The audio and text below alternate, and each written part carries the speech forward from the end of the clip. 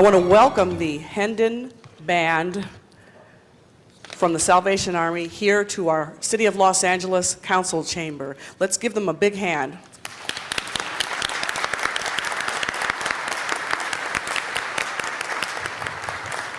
The Hendon Band is a recognized and extremely talented and distinguished representative unit of the Salvation Army, recognized for its voluntary service throughout the United Kingdom, Europe, and its 5 tours of the United States and Canada. This band has been invited by Her Majesty the Queen to play on the grounds of Buckingham Palace, and the Hendon Band, since its founding in 1885, has served its community in North London without interruption, providing inspirational music at its weekly church services and to patients of hospitals, nursing homes, in hospice care throughout the North London area it serves.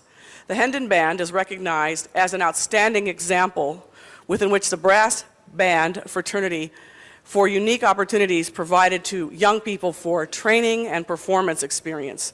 This band is recognized for the distinguished leadership of bandmaster Stephen Cobb during the past 25 years, and preceded by his father and grandfather Ronald and Fred Cobb, totaling 80 years of leadership by this respected and highly regarded musical family. I would like to thank Michael Collins, I know Michael's here somewhere, and the LA Inc., the Los Angeles Convention and Visitors Bureau, for arranging this extraordinary and unusual and highly creative visit here today. So with that, I would like to introduce the Hendon Band all the way here from London.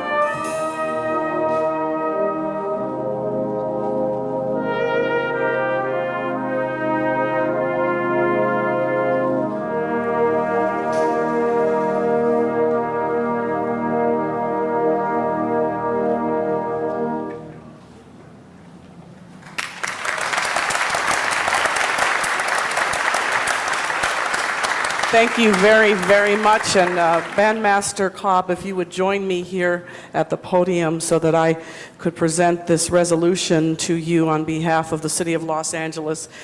This is a resolution signed by the entire City Council and our Mayor, James Hahn, just as a recognition of this very special and extraordinary presentation and visit here to our city today. And thank you again to LA Inc. for being so thoughtful. It's a beautiful moment, and I want to truly tell you how wonderful it was to be able to stand here and witness this today. Let me move this.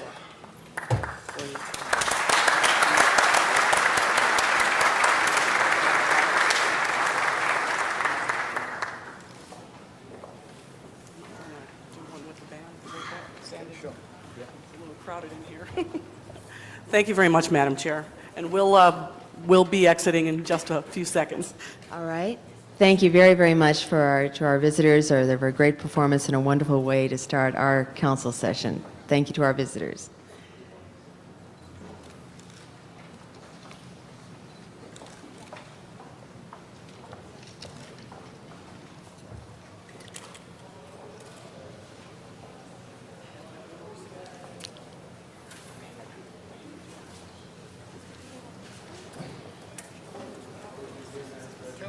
Yes.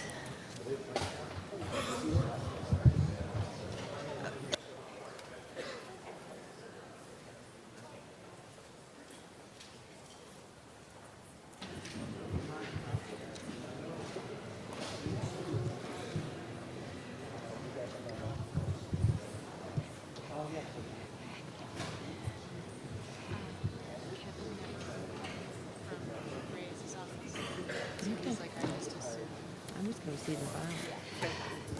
Madam Chair, I have one more quick one. All right. Then let us continue to recognize Councilmember Jan Perry.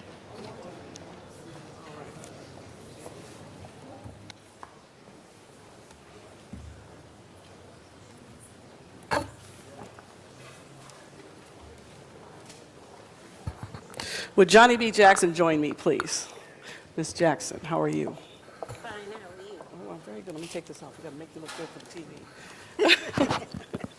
I just want to take a quick second. I love recognizing so many people of accomplishment, and we have another fine person of accomplishment here today.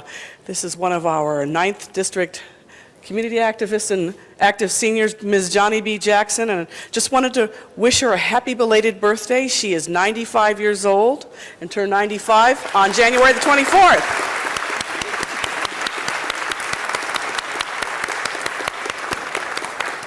And she's a beautiful person, as you can see. She has a long history here in our city. She moved to Los Angeles from Keithville with her husband in 1942, and she and her husband, Thurman Jackson, purchased their home in the 9th District in 1943. Johnny's husband worked in the shipyards during World War II, and she worked in a local cleaners and sewing factory doing piecework. She still lives in her same home. I won't tell him the address, but it's in the Newton Division. And I am so glad that she's part of our community. She has led and will continue to lead for many years a very full, active, and accomplished life. She has 9 children, and this is amazing, 33 grandchildren, 18 great-grandchildren, and I'm not done yet, 5 great-great-grandchildren. That's amazing. Her grandson, Carl Jones, who is here with us today, works in our city family as a sergeant with the Department of Transportation. I would like to salute Ms. Johnny B. Jackson and to take this opportunity to celebrate you as one of our very special treasures and to wish you again a happy belated birthday, and your family is extremely blessed. And if you'd just like to say a few words, and then we'll go take some pictures. Come on over here. No, don't be shy. Oh. Hello. I'm delighted to be here today because I had no idea that they was even considering me as a working person, because I worked in the sewing factory, and then I went to school and become a nurse, and I have my nursing certificate too. Thank you very much. Thank you. Happy birthday. We're going to take some pictures in the back, okay? Okay. All righty. Come on, everybody. Thank you very much, Ms. Perry, for that great recognition. The next council member I will recognize is Councilmember Tony Cardenas.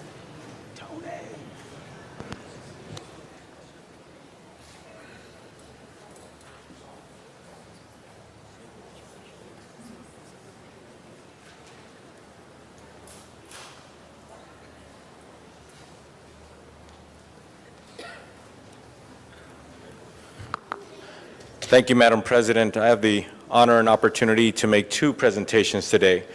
We're first going to start off with making a presentation and giving a resolution to Diana Estrada. Can Diana please come forward?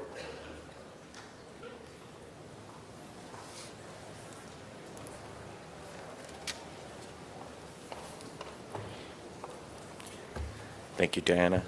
I'd just like to share with the people of Los Angeles a few things about Diana to exemplify what a wonderful person she is and how she contributes to this great city in more than one way. Diana first joined the City of Los Angeles family on January 16th, 2001. You're thinking, wow, she's only been working here for a few years. What's the big deal? Well, you'll find out in a second. She's accepting a position as a clerk typist with the Department of Airports back then in the Residential Acquisitions Division. She was eager for new experiences, and sure enough, she transferred to the Department of Water and Power on May 20th, 2002. And she worked there as a Corporate Acquisitions Division. She enjoyed her experience with the Department of Water and Power, but within the year, an opportunity came for her to promote to a senior clerk typist, which forced her to make the decision to leave the Department of Water and Power. This is all good stuff. And transfer to the Department of Transportation on October 7, 2002. It gets better. Within a month, the current charter bus coordinator promoted to another department, and Diana was forced to assume the role as charter bus coordinator for almost a year. In this time, the charter bus program processed over 10,000 trips for Angelenos, moving close to 500,000 passengers within the city of Los Angeles. She's a longtime resident of Panorama City, where she has lived with her son and husband for 10 years. And effective March 21st, there she goes again, 2005, in just a few days, Diana will return to the DWP to work in their construction and maintenance division. I think they were determined to get you back, Diana. But before you went back, you proved that you're a person who steps up to your responsibilities, and you do things so wonderfully well that within a month of having a job, you can be promoted. Very few people have that upbringing. Very few people exemplify that kind of work experience. And I just wanted to thank you in front of all of Los Angeles for all the wonderful work that you've done, and thank you on behalf of my staff and my office that we do appreciate you, and we're going to miss you. Would you like to say a few words?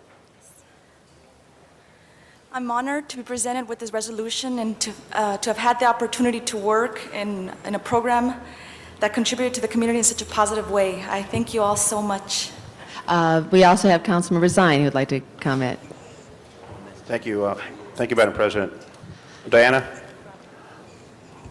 Good morning. Good morning. I received this from Yvette Whitaker, my office manager in the Valley, and I wanted to read this so you'll understand that you've had impact throughout the city of Los Angeles. She says there's supposed to be a presentation this morning to you, and obviously there is. They had a goodbye lunch for you on Wednesday, and Yvette Whitaker attended that.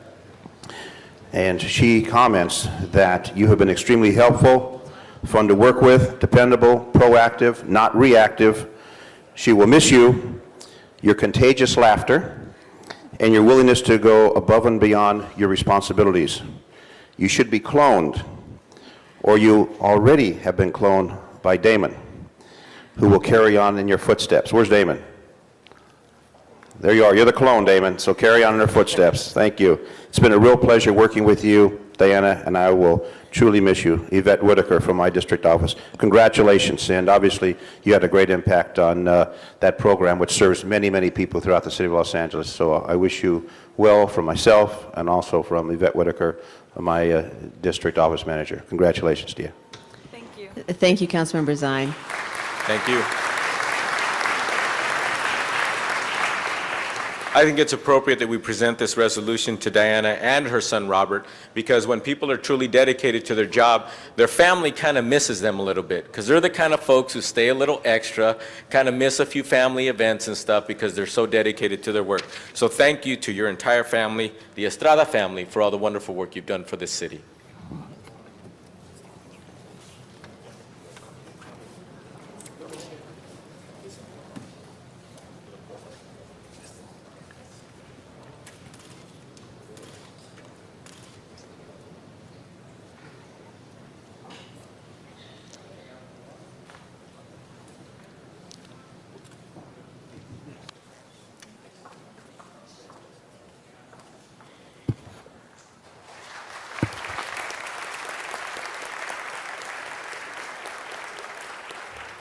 We've got good news. Diana said she looks forward to a 30-year career with the Department of Water and Power, unless we can steal her back, of course.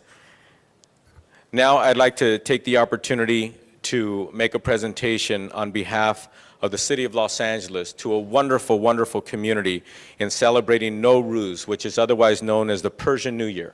Can we please have the representatives come forward?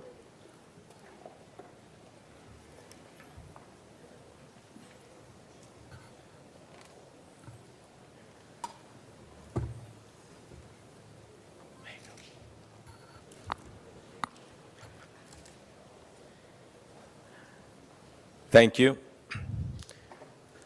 Dear colleagues, we're once again gathered today to celebrate the true strength of our city, its richness and diversity of all of the communities that have come to call Los Angeles home. We take great pride in recognizing and finding inspiration in the values and traditions of peoples of all origins. One such tradition is the celebration of Nowruz, the Persian New Year, which is celebrated by the Persian American community in Los Angeles.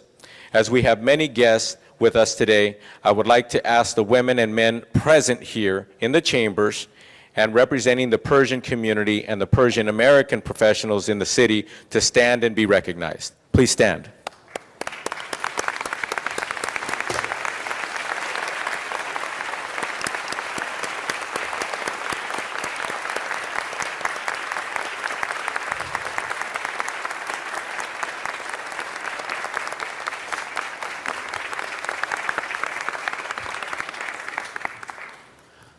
On a personal note, as you saw these many people stand, many of them are professionals and college-degreed individuals. But equally important, I found that the Persian community tends to gravitate toward having a lot of engineers. Being one myself, and also having 3 of us engineers in the family, I think that this community is very well, shares a lot of their experiences with many communities once you find out more about the Iranian and Persian community here in Los Angeles and throughout this country. Persians worldwide celebrate the first day of spring as the beginning of the new year, a tradition going back thousands of years. Nowruz signifies the turning of the season as a time of rejuvenation, love, peace, and hope for all creatures on earth. Nowruz reminds us all of the essential virtue in all humans, finding vigor in caring for one another and accepting each other's differences. As bonds of friendship among all communities of Los Angeles are strengthened, I request the Council of the City of Los Angeles to join the Persian American community in wishing all Angelinos a healthy, prosperous, and happy Nowruz.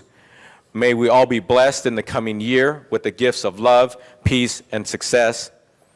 At this moment in time, I would like to ask that those representing the Persian American professionals also say in unison, on the count of 3, how you say, on 3. 1, 2, 3. Eid Shema Mabarak. Thank you very much.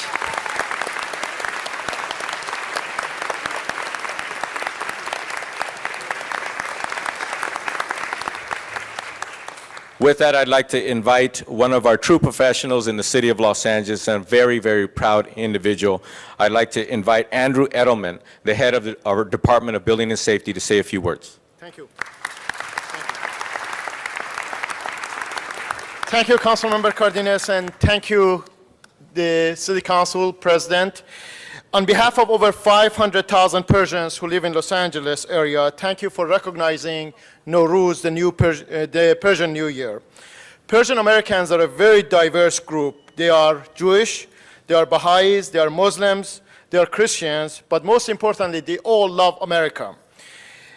Persian Americans are very active in the community. As a matter of fact, today with us is Mr. Jimmy Delshad, who is a council member in city of Beverly Hills, and no less than 10 professors from various universities, including USC, UCLA, and even Mr. Hushman Mutlaq, as far away as Eastern Michigan University, here joined us. I want to share with you that Persians are very active in the community and business and have been very successful. Just a couple of examples. This may surprise you, but 1 out of every 5 buildings downtown Los Angeles are owned by Persian Americans. 1 out of every 5 businesses in Westwood are owned by Persian Americans. And of course, 1 out of every 3 kids in Beverly Hills school district are Persian American, but we are not going to go there. Today you will hear from 2 of the business and community leaders in Persian community and 2 of your city employees. First, I would like to introduce to you Mr. Izzat Dalijani. Mr. Dalijani is the president of Delson Company. His company owns over 20, and I don't know how much over 20 buildings downtown. It could be a lot over 20. And also he's the past president of the Iranian American Jewish Federation. Mr. Dalijani. Thank you. Thank you.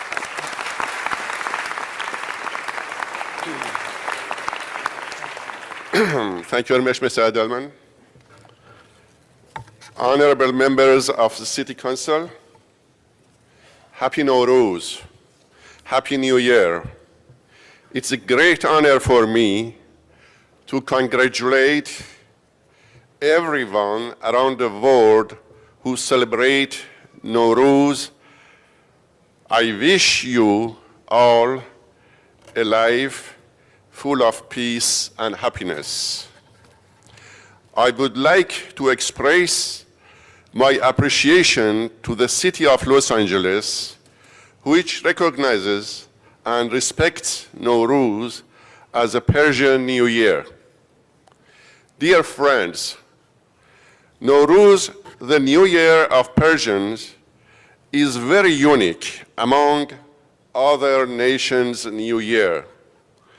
Nowruz, the first day of spring, is a day of reborn nature, giving new life and hope and new beginning for all of us.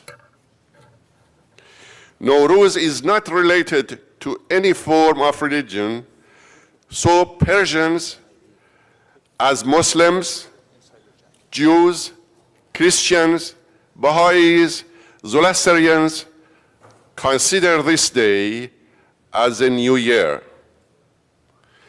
The tradition started by King Jamshid, the king of the Persian Empire, few thousand years ago.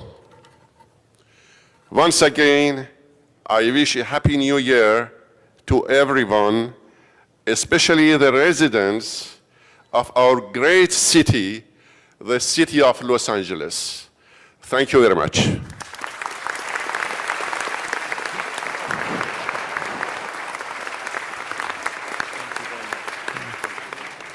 Next, I would like to introduce to you Mr. Kambiz Hekmat. Mr. Hekmat is the past chairman of the board of West Los Angeles Area Chamber of Commerce and the past president of the Westwood Business Improvement District. Mr. Hekmat. Thank you. Madam Chair, members of the City Council, Councilman Cardenas, this coming Sunday at approximately 4:35 a.m., at the exact moment of vernal equinox, is the beginning of the solar calendar year. With the advent of spring and rebirth of nature, Persians of all walks of life and all denominations celebrate Nowruz from the 4 corners of the earth. I, on behalf of the Persian American business community, which is the largest Persian community outside of Iran, would like to wish every one of you a happy Nowruz, a year full of health, happiness, and success. Thank you.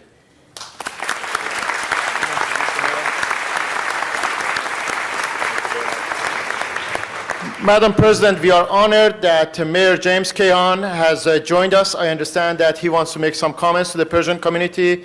We are truly honored that he has taken the time to join us, if that's all right. Mayor Hahn.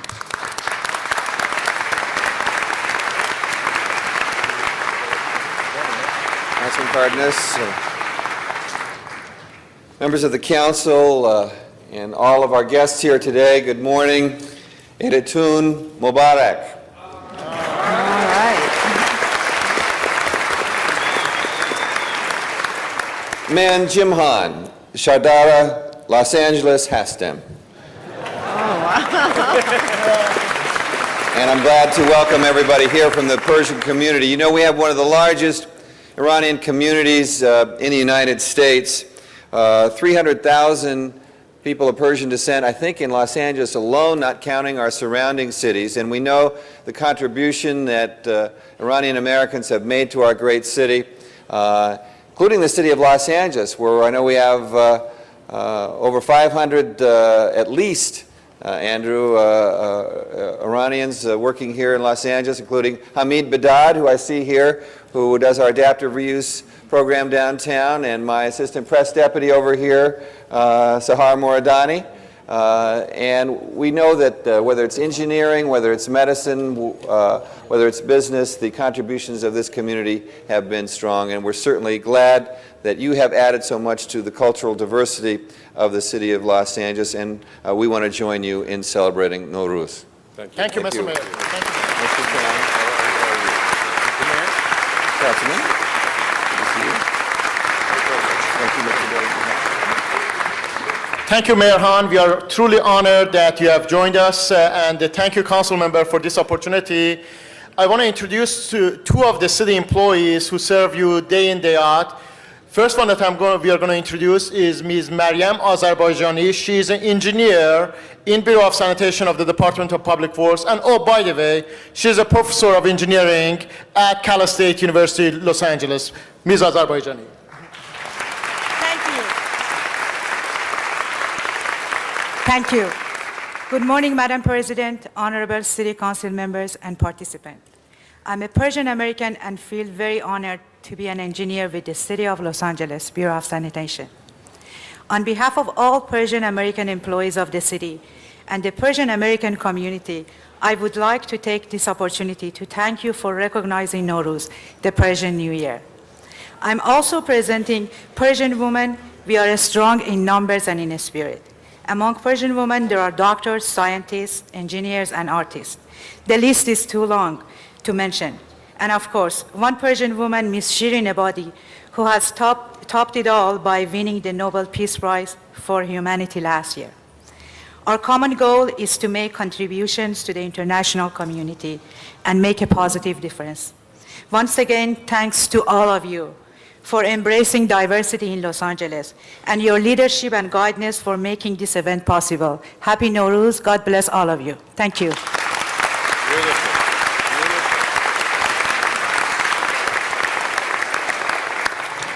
Thank you very much. I'd like to also invite a very special individual who's a part of our city to come forward and say a few words also in Farsi, and also to let us know about the celebration that's going to be going on in the San Fernando Valley. And I'm honored that it's happening in my district in one of our public parks, Balboa Park. With that, I'd like to introduce to you Poria Abashi. Poria?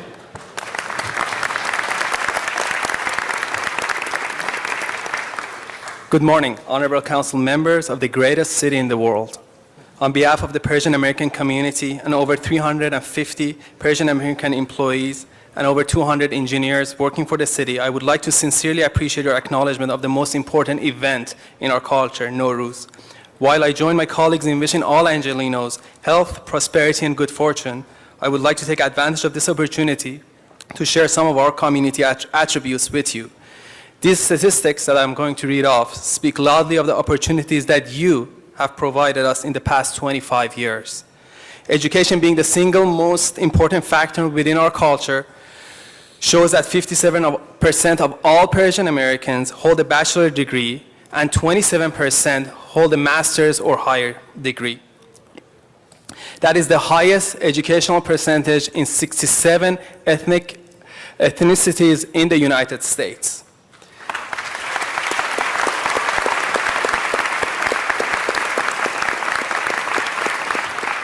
Persian Americans are engaged in executive management positions in 10 of the Fortune 500 companies with net worth of $1 trillion. The Persian Americans' median income is 38% higher than the national average, with 65% of all Persians owning homes and about 21% of them owning homes in excess of $500,000.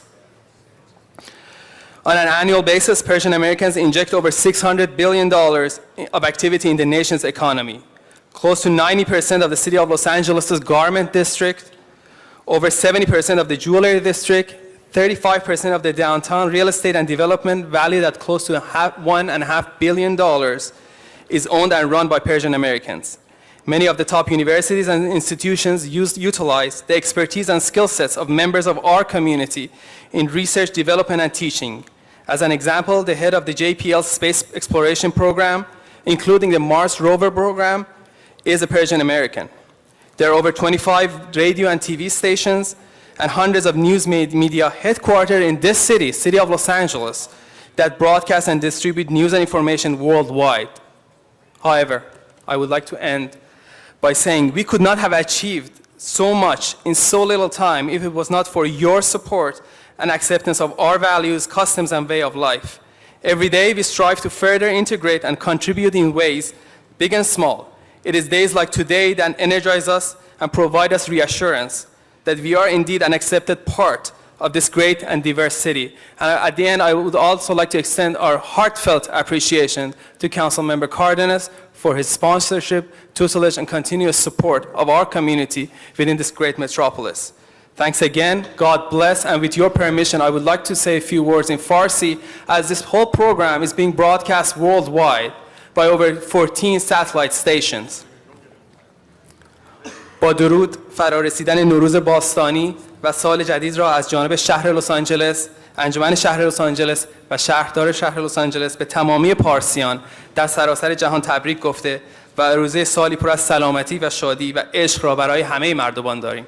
Thank you very much. We really appreciate this. Thank you. We have additional council members. Let me recognize Councilmember Labange.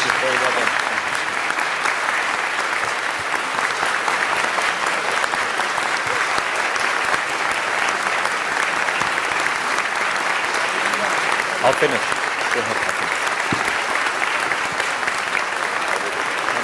Madam President. Mr. Labange. President, Mr. Cardenas, please everybody relax again and be seated. What a great day. This is the great celebration of Los Angeles when we celebrate communities throughout our city. 42% of all people who live in the great city of Los Angeles are born outside the United States. That's what makes this country so great. And Andrew Edelman, I'm proud of you, and I'm proud of every engineer in this city, but also those from the community, the Persian community, who had the special touch. From the great builders of the world came from your region of the world, so give yourselves another hand.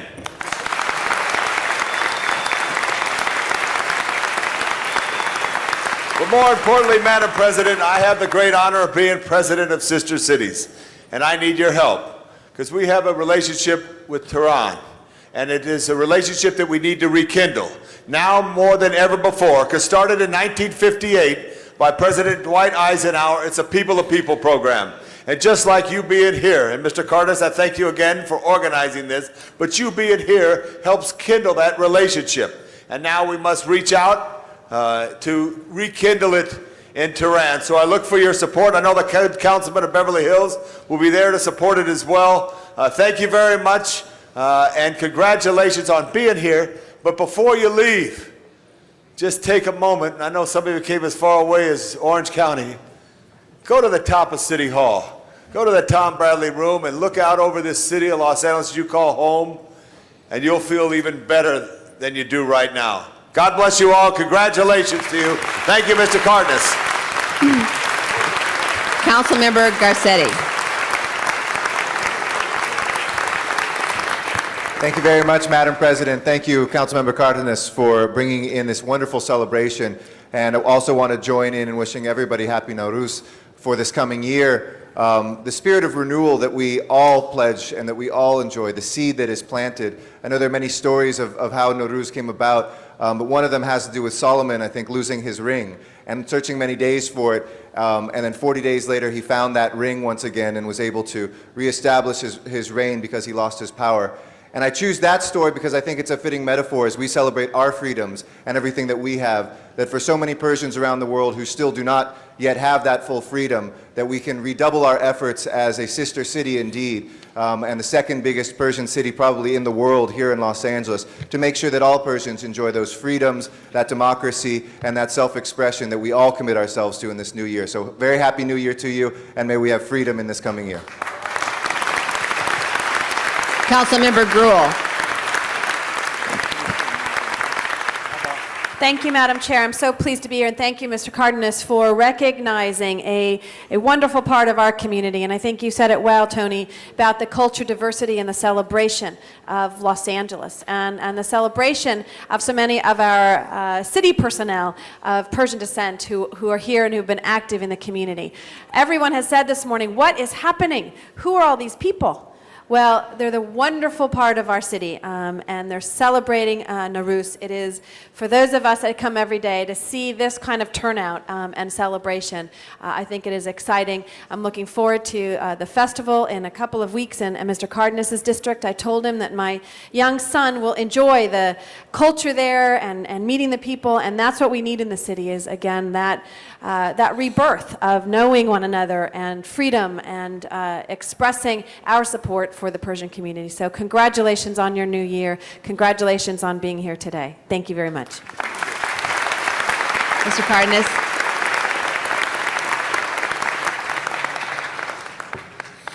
Mr. Villaraigosa. I too, Mr. Cardenas, thank you for once again sponsoring this celebration of the New Year, the Persian New Year. The Dalajanis, good to see the two of you and all of you who are here today.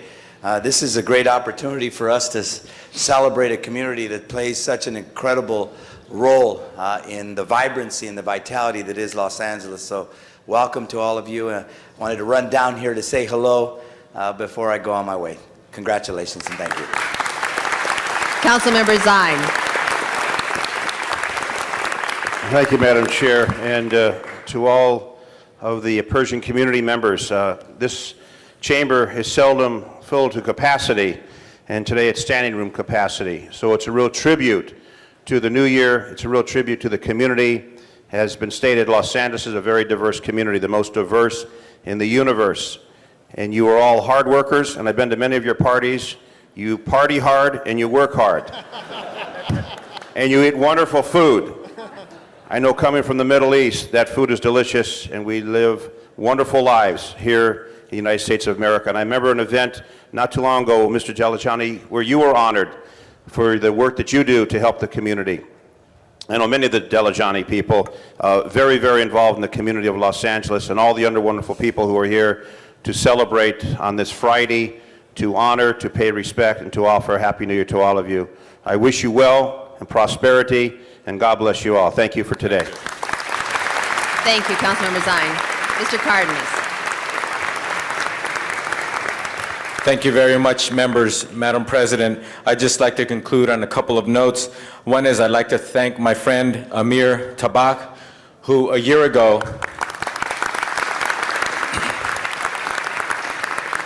came to me and told me that the city of Los Angeles had never honored the Nowruz celebration formally. And I said, what are you, crazy? We got to do this. And we did, and we're doing it again. And I expect that we'll do it again and again and again, far beyond the years that I will be on the council. Congratulations.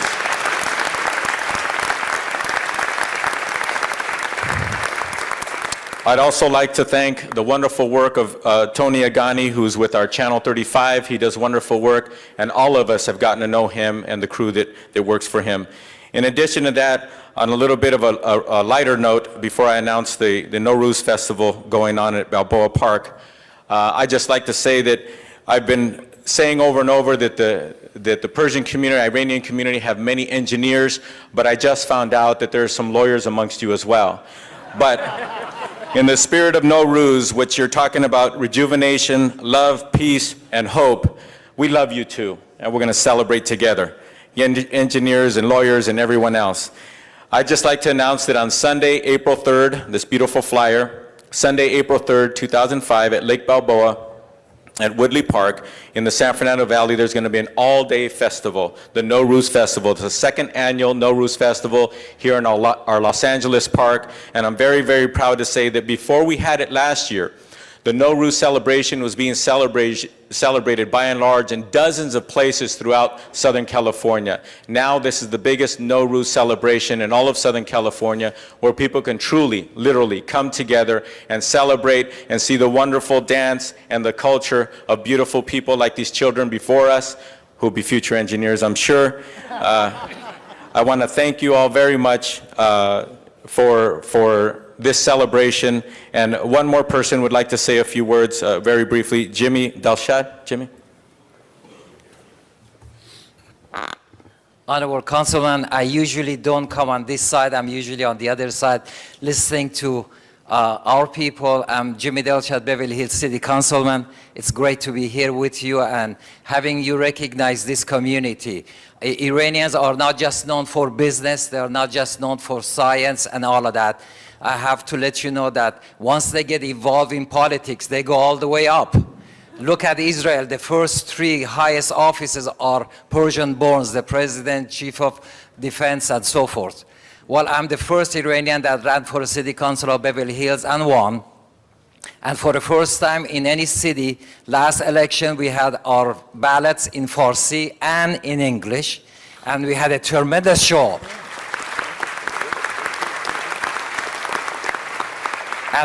And for the first time, we sponsored and we became an official sponsor of Nowruz in Beverly Hills. And I wanted to tell you that we are absolutely glad, we are happy, and we are honored to be in this country. I am an example of an immigrant coming with $100 in his pocket and reaching positions. So look out, we are coming. Thank you. Thank you very much. These wonderful, wonderful people have brought some delicious food with them. So in the rotunda, there's a wonderful celebration as well for the council members, because we're kind of sort of not supposed to leave. They also provided some food for us in the back here. It's delicious, it's wonderful, it's made with love, and we want to thank everyone for this wonderful celebration. And here's your plaque, so you can hang it on your wall, and you'll never forget that the city of Los Angeles respects you, appreciates you, and loves you very much for all the contributions you make to us all. Thank you. Thank you, President. Thank you very much.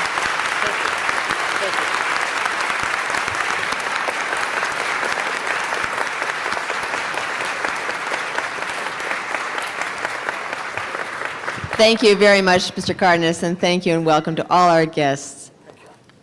I'm going to ask the clerk to call the roll. Cardenas, Garcetti, Gruel, Hahn, Labange, Ludlow, Miskowski, Parks, Perry, Reyes, Smith, Vitigoso, Weisstein, Padilla, 10 members present and a quorum, Madam All right, President. the council is officially in session. Let me recognize Councilmember Gruel.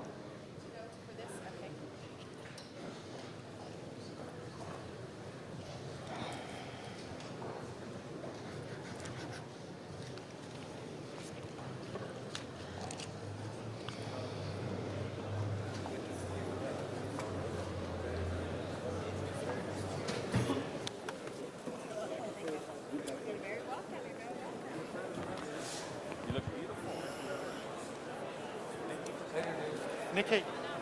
Nikki. You were beautiful. We're going to have to clear the phone.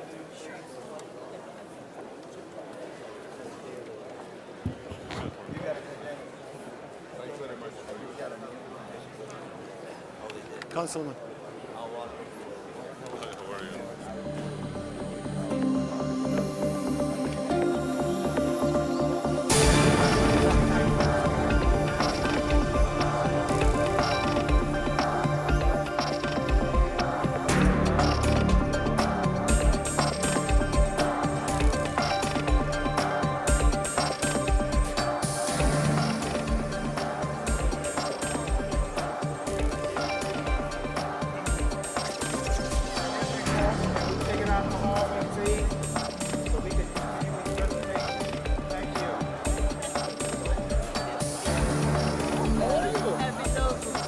Oh, you're good. You're good. You're good.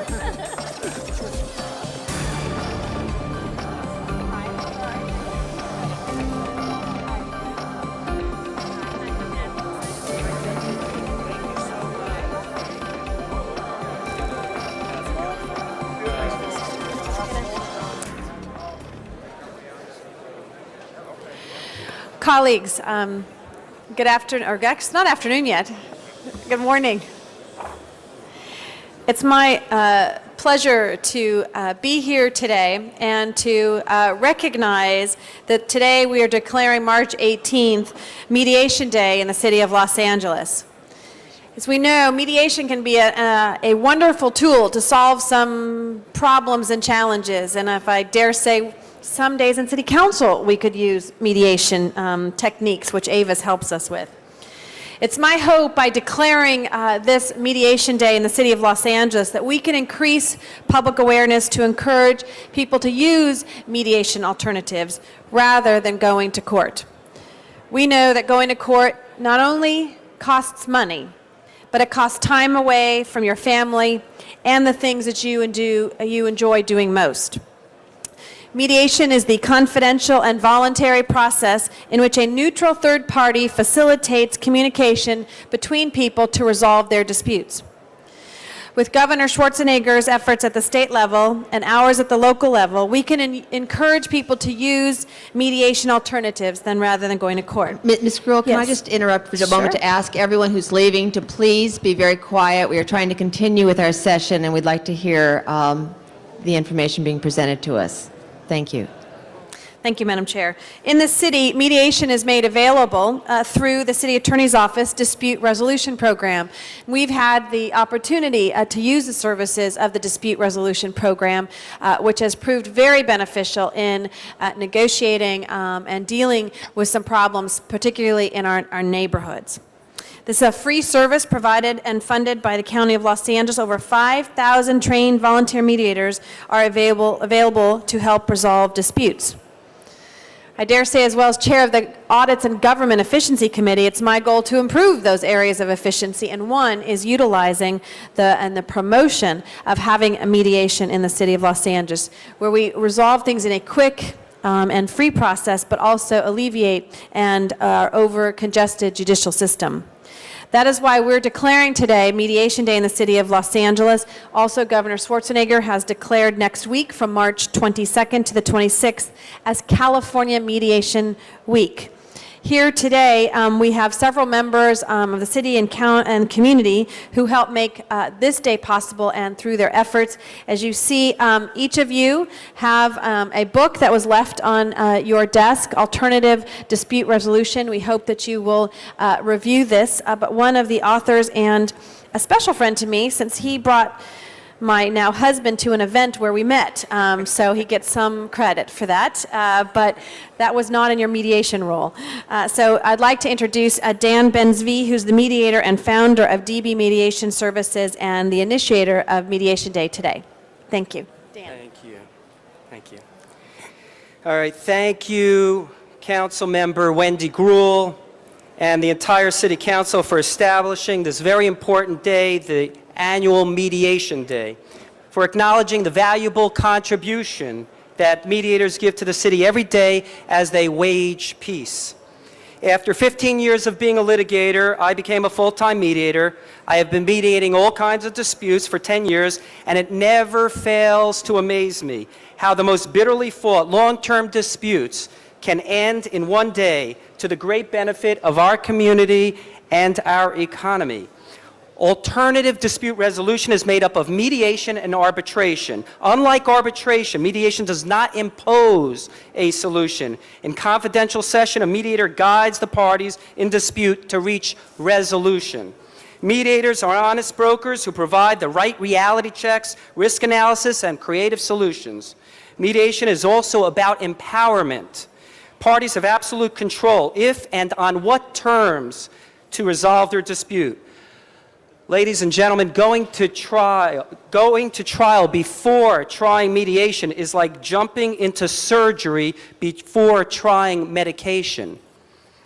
The mediation opportunity should be exhausted before a dispute is decided by a third party, be it judge, jury, appellate court, or arbitrator.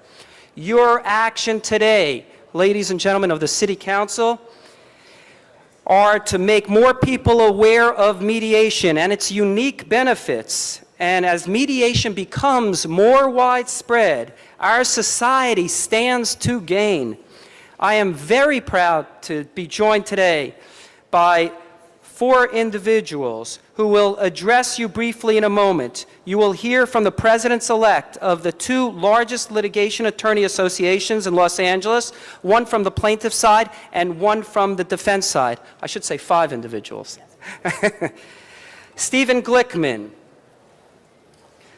an active trial attorney, is a partner of Glickman & Glickman. He is here representing Plaintiffs' Counsel as president-elect of the Consumer Attorneys Association of Los Angeles, formerly known as Los Angeles Trial Lawyers Association.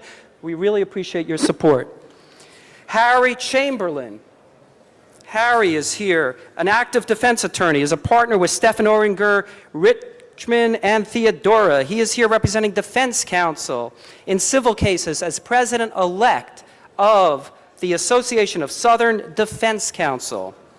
And I'm also joined by 3 leaders in the mediation field. Jeff Kitchhaven, one of Los Angeles' premier mediators. He is president of the Southern California Mediation Association. He came to this profession after a successful career as a trial lawyer.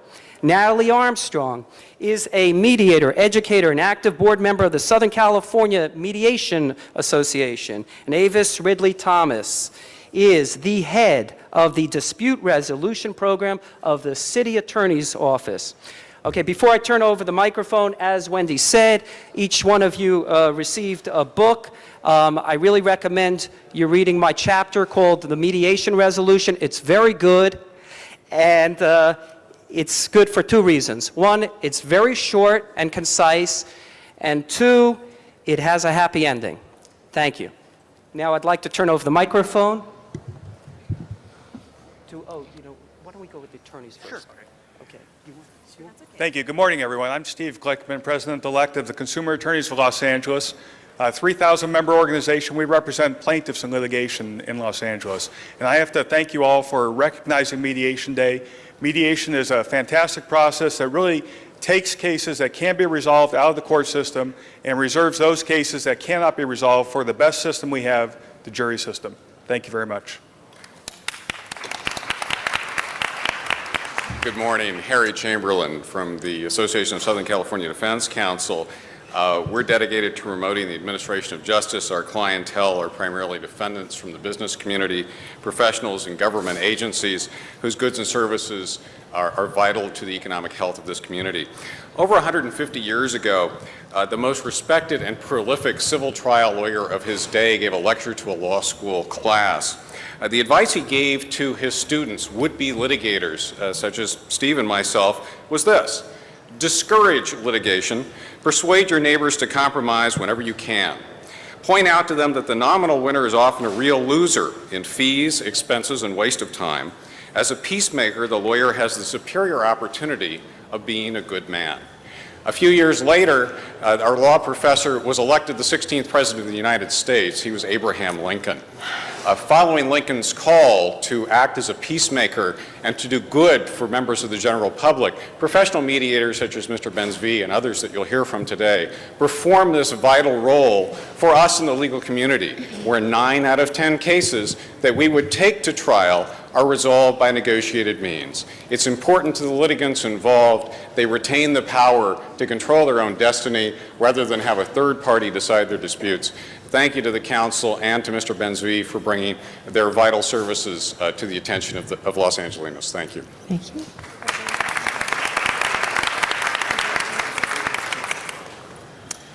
Thank you. Thank you, Your Honors. Thank you, Council Member Grewal, Dan Ben-Zvi. Thank you for bringing this. May it please the Council. It's hard to articulate what a joy it is to be here before you to address this subject. I'm a native of the city of Los Angeles. I've lived here my whole life, and from time to time I've seen these beautiful illuminated plaques and thought to myself, how do you get one of these? And also, what a joy it is to receive it, and thought to myself, how cool would it feel to stand here and receive one?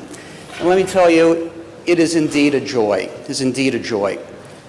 Living in Los Angeles as we do, with the kind of diversity that we have, the kind of diversity that we've already seen before this honorable council today, poses a special challenge.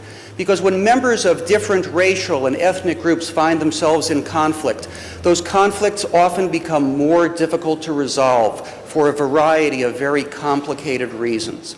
As mediators, we provide a set of processes, a space where we can relate to each other simply as human beings, where we can be heard and try to understand the different concerns, the different interests that we have, and also understand that as our common humanity reflects, we have a shared interest in putting disputes behind us on responsible, mature, fair, and efficient terms. To the extent that we bring those processes to bear here in the City of the Angels to help to increase the harmony of our various racial and ethnic groups, it is our honor to be able to perform that service for the residents and citizens of our city. We also have a tremendous amount to learn from you on the City Council, based on what we see in the news and the LA Times, the other newspapers, and on television. You all have various ways of resolving conflicts among yourselves, and we can learn a lot from you. And so it is my pleasure to extend to all members of the City Council honorary memberships in the Southern California Mediation Association. You are now all friends of SCMA. Our Vice President and Membership Chair, Natalie Armstrong, will shortly be sending you all membership packages. Our annual Labor and Employment Mediation Conference will take place Saturday, May 14th at the Marina del Rey Hotel. You are all invited as our guests. We would love to have you. We would love to work with you and learn from you. We thank you deeply, deeply for the honor of this recognition and the continued opportunity to serve the citizens of our city. Thank you. I really want to tell you how much I appreciate, Councilwoman Gruhl, the opportunity to recognize Mediation Day in the city. As some of you know, we have trained a tremendous number of community mediators to help resolve disputes of all types in the city of Los Angeles. We are, in fact, training today. There are mediators across the street in City Hall East being trained who will join that volunteer corps that we have. We have been in existence since 1989. We want to invite every community member to train. Our training is provided free of charge, and our mission is a mediator on every block in Los Angeles. And so I do have our packages here today. I am delighted at this opportunity to highlight our services. We will be here in the city of Los Angeles until the city of Los Angeles, is no more. And so that will be forever. All right, thank you very much. Thank you. Let me recognize Mr. Ludlow. Yes.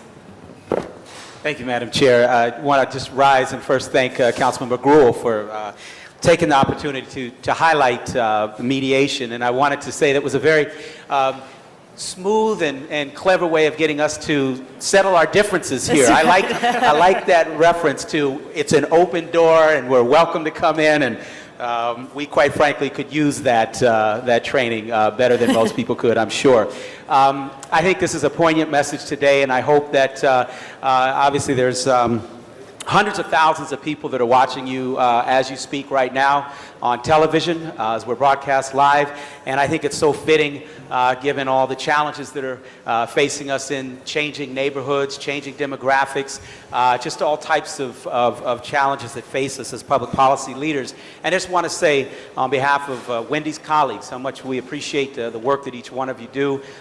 We know it's busy in the work that you do, and the fact that you took out time to even come down to our chambers and let us just take a moment to honor you. And so I think this is such an important message to get out, and so grateful to Wendy Gruhl for bringing in. And Avis, appreciate all the work that you've done over the years to keep the city of Los Angeles in the forefront of mediation. So thank you all for being here, and we appreciate your work. Thank you.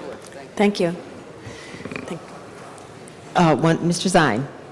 Thank you, Madam Chair. I know I pushed that button. It's not working. Good morning to you. Davis, good seeing you again. Being the chair of the Personnel Committee, I know how important this is, where we have disputes with employees and management, where we have disputes in the community, and coming from a background with the Police Protective League, the issues that get into arbitration, get into the court litigation, and seeing the attorneys that have come over to the side for mediation to dispute resolution. It's a wonderful transition, and what I look forward to is the group you're going to have in May that you've invited us to. I will definitely put on my calendar to attend. I think this is so much more important than oftentimes people recognize when we can resolve these issues. I know the City Attorney's Office has a dispute resolution to keep issues out of court, and the public doesn't really realize the significance and the impact until they get involved in that situation. And I like that idea of having one on every block so we can resolve these issues on a local level with our neighborhood councils. Oftentimes we have conflicts within the neighborhood councils. We need to have mediation within the neighborhood councils to resolve some of the conflicts. But I commend you all. Congratulations, Wendy. Thank you for bringing this forward. And I know it's a very, very valuable program. And if we don't have the rules, we don't have the laws, we have anarchy. And with this, we can keep that civil demeanor and that civil attitude that we look forward to in this freedom, democracy that we all enjoy in the wonderful United States of America. So congratulations to you all, and keep up the good work. I will definitely put on my calendar to be there in May and learn a lot of information there. Thank you very much. Dennis, I just wanted to say I disagree with you, and I disagree Sit down. with you. I think that's a terrible idea. I'm sorry. Ms. Gruhl. Thank you. Thank you. Thank you, Ms. Gruhl, for that presentation and recognition. Next, we're going to recognize Councilmember Eric Garcetti.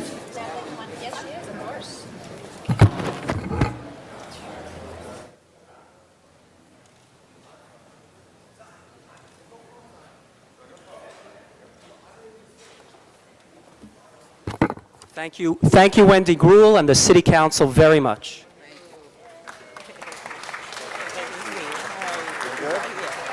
Mark called me and said he's trying to track him down, so if you talk to him, let him know. Okay.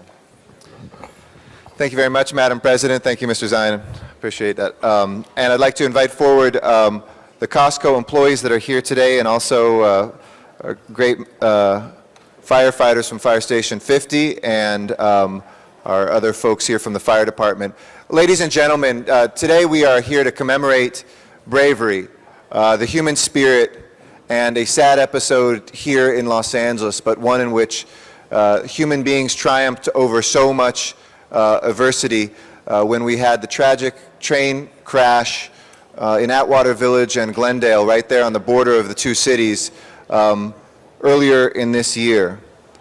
What we are doing today is honoring ordinary people doing extraordinary deeds. I'm very proud, come on up, Mark, to have all the folks that are here with their families, examples that in the most unlikely of situations that we find goodness in human beings. As we know, the terrible train crash that morning, which happened right at Chevy Chase and the train tracks there on the Metrolink tracks, dragged a train and a car forward where two other trains became involved right adjacent to the Costco, which is my local Costco where I go to shop.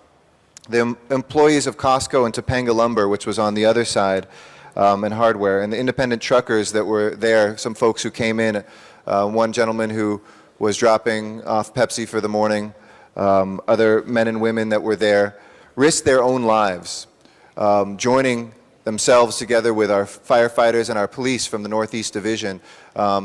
Some of these men and women going into trains that were literally still falling in order to save lives and protect some of the people that are there. I would ask, before we honor these brave men and women who were a part of that day, if everybody here in Chambers would pause for a moment of silence, because we know that there are some people that day who did not survive.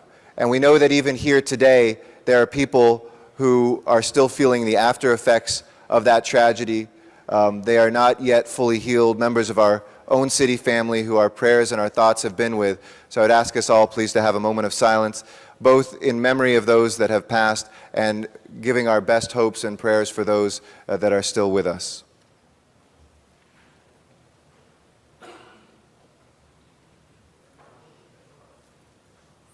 Thank you. The giant steel trains that some of us saw there on site that morning, you could smell diesel in the air, and I think for the men and women that were there at Costco in particular, one never goes to work imagining like something like this will happen. You could smell that diesel, you could see the effect, you could see lives literally broken and twisted just like the trains were, and yet nobody gave a second thought of hesitating. They rushed in to help. In the same way, here in our city, we can be proud of our police and the fire response and the other agencies that joined with us, the Glendale Fire and Police Department. We had Burbank there. We had so many entities, the Sheriff's Department, that were acting in concert, showing that not only is government a good thing, government is a great thing, something that we depend on, need, and embrace. Fire Battalions 1 and 2, Fire Station 50, and also Fire Station 56 were the first on the scene, and as I mentioned, along with some of the patrol officers of Northeast LAPD that were out. We ask our firefighters to put their lives on the line for us every single day, and they do. And I want to take a moment today to thank them in particular. Before that, though, I'd like to ask Chief Amatri and representatives of Costco, Fire Station 50, 56, 1, and Battalion 2 as well to join me. I'd like to then read the names of some of the folks that we're going to be honoring here today, who were the heroes of that day. But first, please welcome Chief William Bamatre.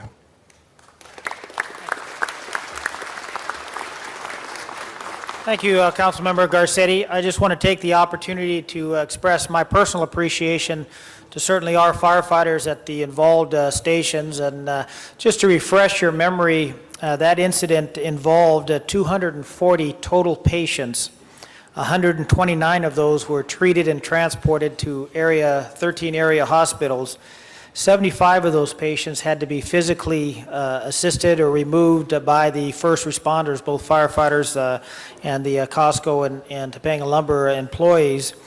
12 patients required extrication equipment, and in all we had over 300 Los Angeles City firefighters there and about another 100 firefighters from the other agencies. And I really think the bottom line of this is in the terrorism grant program, we're often talking about first responders. The best definition of first responders was demonstrated at this incident. The first people on scene, whether they be firefighters or whether they be civilian employees, such as Costco employees. And it's going to really assist us. This experience has caused us in this next round of grants, the UASI grants, we're asking for just under $1 million to apply directly towards training additional civilian members as CERT trainees. And we have the Costco employees scheduled for their training, I believe, in May. But it's going to be a program that we're going to be expanding not just here in the city, but in the entire county of Los Angeles. We're so fortunate that day, while we were involved in the rescue operations, the Costco itself, the entire store, opened up their doors and assisted the first responders in any way they could, primarily in feeding and taking care of us throughout the day. Fortunately, today we can offer a little in kind. We're going to have them at Fire Station 50 for lunch after this. Unfortunately, it's taken so long, some of the appetites, I hope we have enough food there at the fire station for them. But we're looking forward to, we'll make a Costco run and load back up. It is a special celebration to be able to honor the many employees that individually and collectively made such a tremendous contribution, doing things that they don't normally do and doing the extraordinary things. And I always saw the brief interview, which I think many of us saw, with Karen, correct? Yes, Karen. Karen, who was the initial 911 call, and what struck me was she'd make a good incident commander. She was talking to our dispatcher and at the same time barking orders about the extinguishers and giving orders there at what needed to be done, and certainly a great example of people really performing under pressure and having a significant difference in the lives that were saved as a result of that incident. Again, the firefighters that responded, we always say that the initial resources on scene set the foundation for the entire incident, and the first arriving companies, Fire Station 50 and 56, did an exceptional job on setting that foundation that made that a successful incident. So today we get the opportunity to celebrate an unfortunate tragedy that had a great outcome because of the efforts of the many people involved. Thank you very much. Thank you, Chief. I'd like to invite Councilmember Tom LaBonge, who lives nearby and was on the scene in his capacity as an MTA board member as well, to say a couple words. It's a very small world to thank the Northeast. We were joking, the Costco employees and I, about whether it would be Costco pizza for lunch. And as big a fan as I am of Costco pizza, probably is not going to be today. But we sent Costco pizza over to Northeast LAPD to thank them for their work, and they said it's the greatest anywhere. So there you have it. We'd like to hear from Tom LaBonge, and then I'm going to ask Kevin Green, who is the warehouse manager, say a few words on behalf of the Costco employees. But first, Councilmember Tom LaBonge. Thank you, Eric. Just to let you know, it's all about community. Truly, it was an absolute tragedy, still a tragedy. Tragedy for all those families of this accident. But in our community, there are companies, and Costco is a very special company that did that. I happened to be there within the first 50 minutes or 45 minutes because I was hiking in Griffith Park, and I first heard the sirens. Then I heard the buzz of the helicopters, and then I came from my hike and came down there and said it was organized. I didn't believe it was a tragedy because it was so organized as well, but I know that came from the work of Costco employees who were there at the start, and then our fire department. But Mr. Garcetti, if I can, Madam President, ask Richard Miles to step forward here. Richard's here for some other issue, but Richard is one of the many city and county employees who were on that train. He's with our Bureau of Sanitation, and I just spotted him there. I remember seeing him right in front of the store.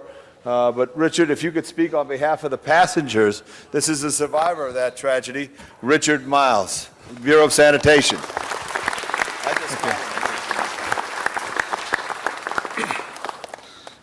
Good morning, Honorable Councilman.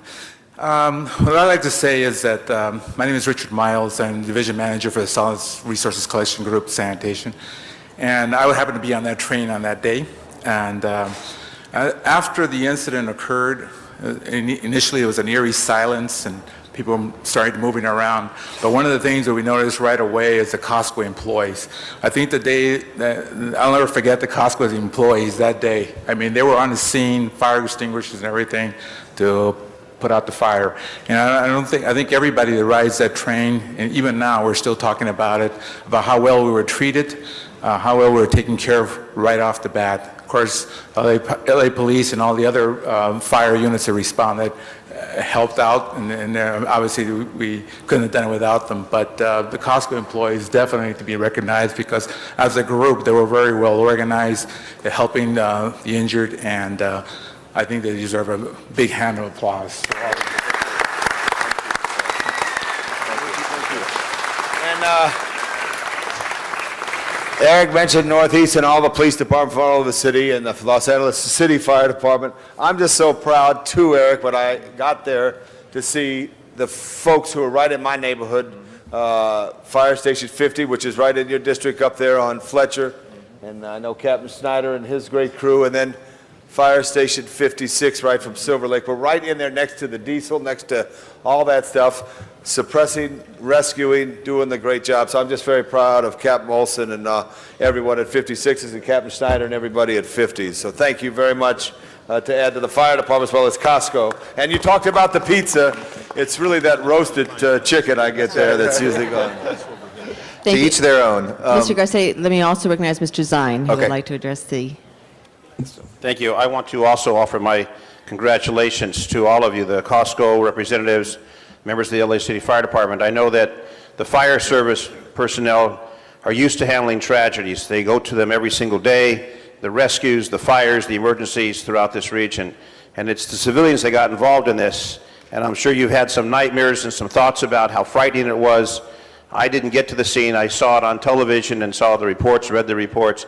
It was a frightening scene, and the loss of lives we'll never forget. Some of our city employees, their lives perished. Some are still in critical condition. So the bravery that you showed that day, you didn't think, you didn't stand back, you got involved. It's really to be commended. And I know Costco, what I heard, opened up their doors and provided food and water and refreshments to all the workers that were there, which was a financial loss to the corporation, but the employees really put forth that effort to really extend that helping hand to the victims and the tragedy that all occurred. So congratulations to all of you. You're all heroes. They talk about, Tom LaBonge always talks about, this is the city of angels. Every one of you is an angel for doing what you did to help those people, the survivors, and those that perish know that their families know you were there to help, give that helping hand. So congratulations to you. The memories will fade, but what you did, the heroic action, will never fade from our memory and for the people of Los Angeles. To all of you, the firefighters, the civilians that were involved, congratulations for your bravery, your heroism that day. Thank you very much.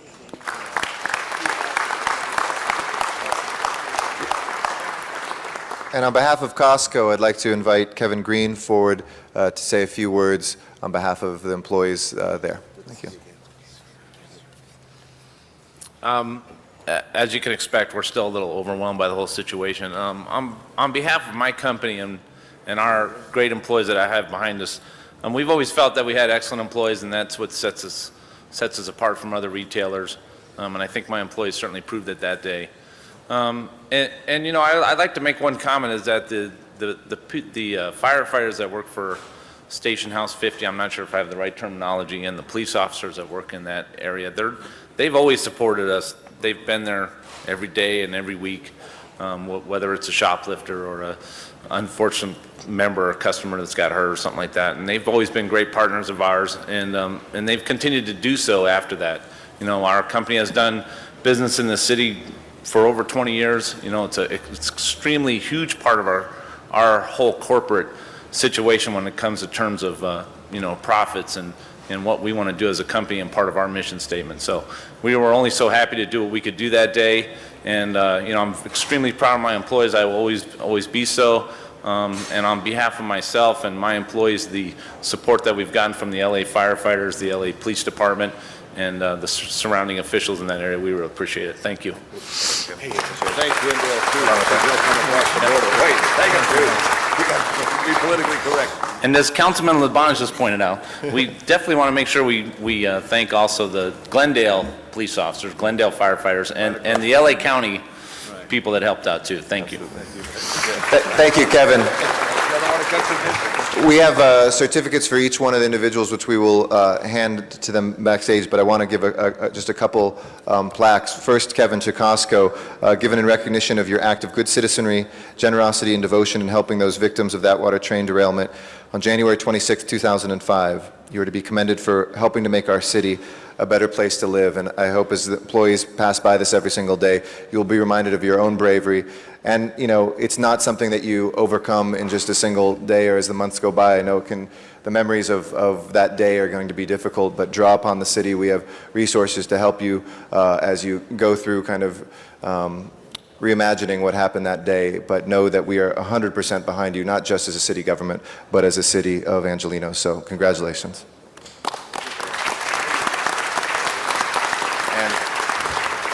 And we've got plaques as well for each of the individual stations. I think I'll give one right now to Chief Bamatri to thank the firefighters as well for the same thing, for your recognition of your professionalism, dedication, and devotion, your duty in helping those victims of that water train derailment. We thank you and the captains, the men and women who serve with them. Without you, there would have been a greater loss of lives, and we can never thank you enough. Congratulations.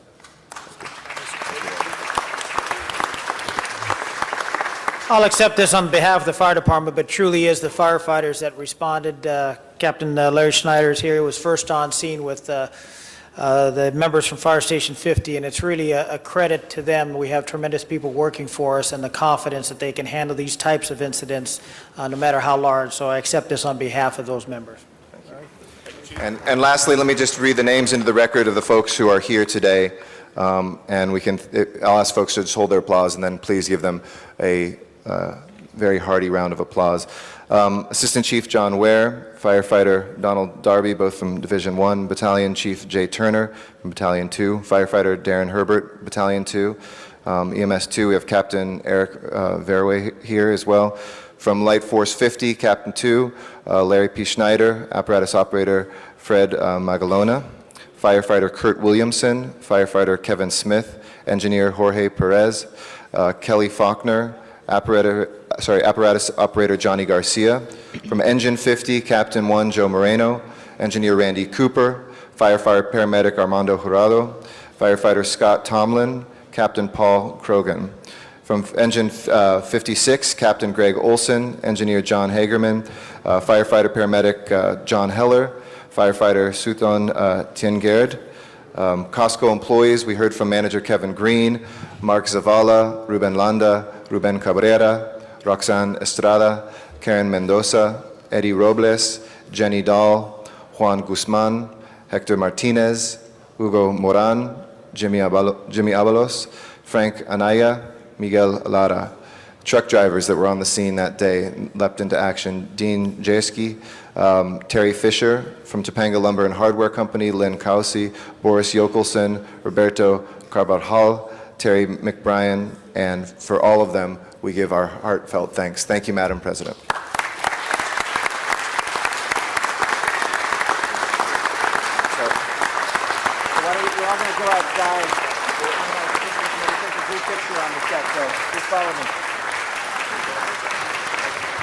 Thank you, Councilmember Garcetti, and to our fine local heroes. Members, we may be in some jeopardy of losing a quorum, so I would like to run through the agenda quickly, and we'll call out those items special and then return back to the presentations. Mr. Clerk? First order of business would be approval of the minutes. Mr. Smith moves, Mr. Wise seconds. The minutes are approved. Commendatory resolutions for approval. Mr. Ludlow moves, and Ms. Perry seconds. Those are also approved. Before beginning the regular agenda, there's been a request to continue items 4, 13 through 18 to May 3rd. Are there any objections, members, to the continuation of those items 4, 13, 14, 15, 16, 17, and 18? Seeing none, that will be the order. I'm sorry, Mr. Parks. I don't have objection to continue it. I just want to make sure everybody has a copy of the DOT report that lays out the charts, because that's part of their evaluation of how that money should be dispersed.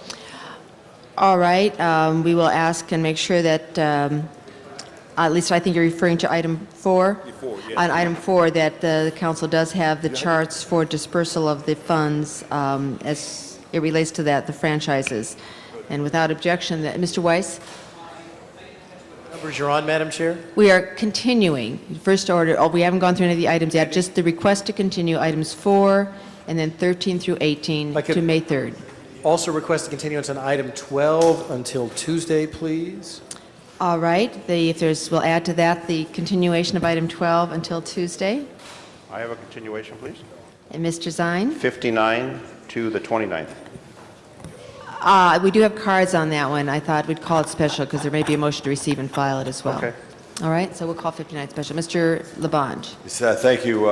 Item 1, note and file, please. Let us go first on the objection to the continuing. If Okay, there's I'll continue item number 5, that's all. All right, and to what date? April 17th. Okay, we'll add item 5 to continuance to April 17th. That's actually a Sunday, Councilmember. All right. Add 3 days, figure it out. Okay, Do you want Tuesday the 19th? Tuesday the 19th will be the item 5 continuation date. Without objection, then, those items that we've referenced for continuation shall be continued. Mr. Clerk? There's also been a request to continue item 38 to March 29th. All right. If there's no objection, item 38 will be continued. On the regular agenda, items 1 and 2 are items noticed for public hearing. There is a card on item 2, so we will call that special. Item 1 is then before us. Is there any calling of that special? Item number 1? If not... Mr. Labange, I believe, had a motion. Note and file only, Madam President. Okay, Mr. Labange would like to note and file that. So the recommendation for item 1 is note and file. That matter is now before us. Open the roll. Close the roll. Tabulate the vote. 11 ayes. That is approved. Items 3 through 12, with the exceptions of 4 and 5 that have been continued or note and filed, are items for which public hearings have been held. Items 3 through 12. Mr. Smith. On behalf of Mr. Villagrosa, number 3, special, please. All right, item 3 is called special. That leaves 7, 8, 9, 10, 11, and 12. Any specials? If not, open the roll, I'm sorry, Mr. 6 is, Mr. Cardenas would like to call that special as well. So 7 through 11, 7 through 12. Open the roll. Close the roll. Tabulate the vote. 11 ayes. That is approved. Items 19 through 60 are items for which public hearings have not been held. 10 votes are required for consideration. On item 45, a motion is required to approve or disapprove that item. Additionally, also on item 51, a substitute motion has been circulated. And finally, on item 59, that item's been called special. All right. Are there any specials, members? Mr. Labange. Forthwith on 29, 36, and 44 for the record. Let us vote on them first, and then we will send them forthwith. Come on, follow the rules. Mr. Zine? I want to refer something. Is that okay? Yes, what, one of those item numbers? Item 32 to personnel, please. Item 32, there's a request to refer to Personnel Committee. Without objection, that will be the order. Thank you.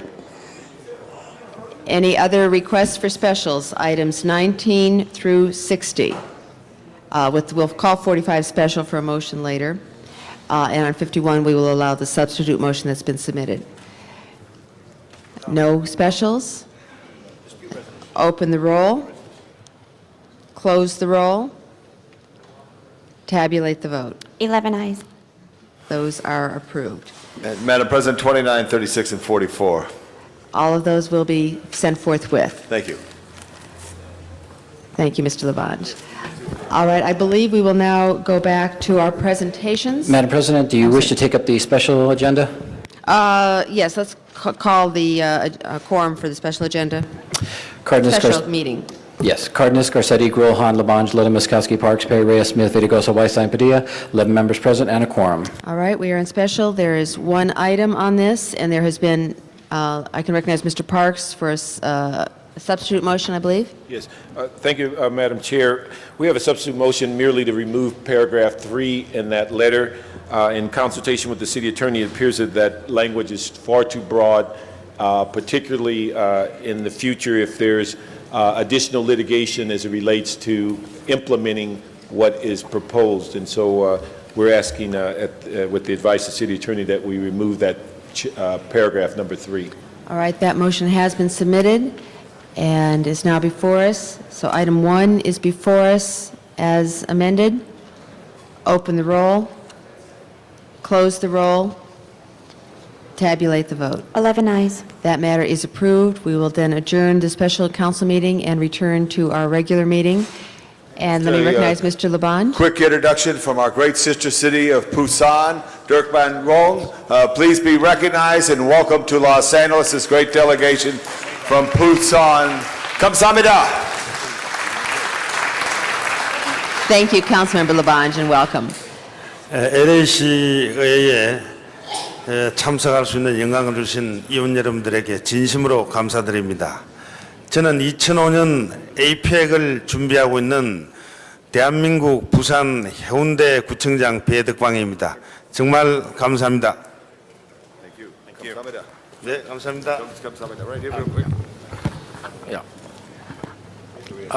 Hyundai Administrator Mr. Bed said, I'm very happy being here, City of Los Angeles, and then hopefully we'll see you often, each other health. Thank you.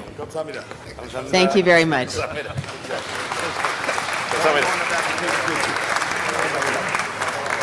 For our next presentation, let me recognize Councilmember Dennis Sine. Thank you, Madam Chair. I'd like to call forward John Paul Cohen. John Paul, where are you?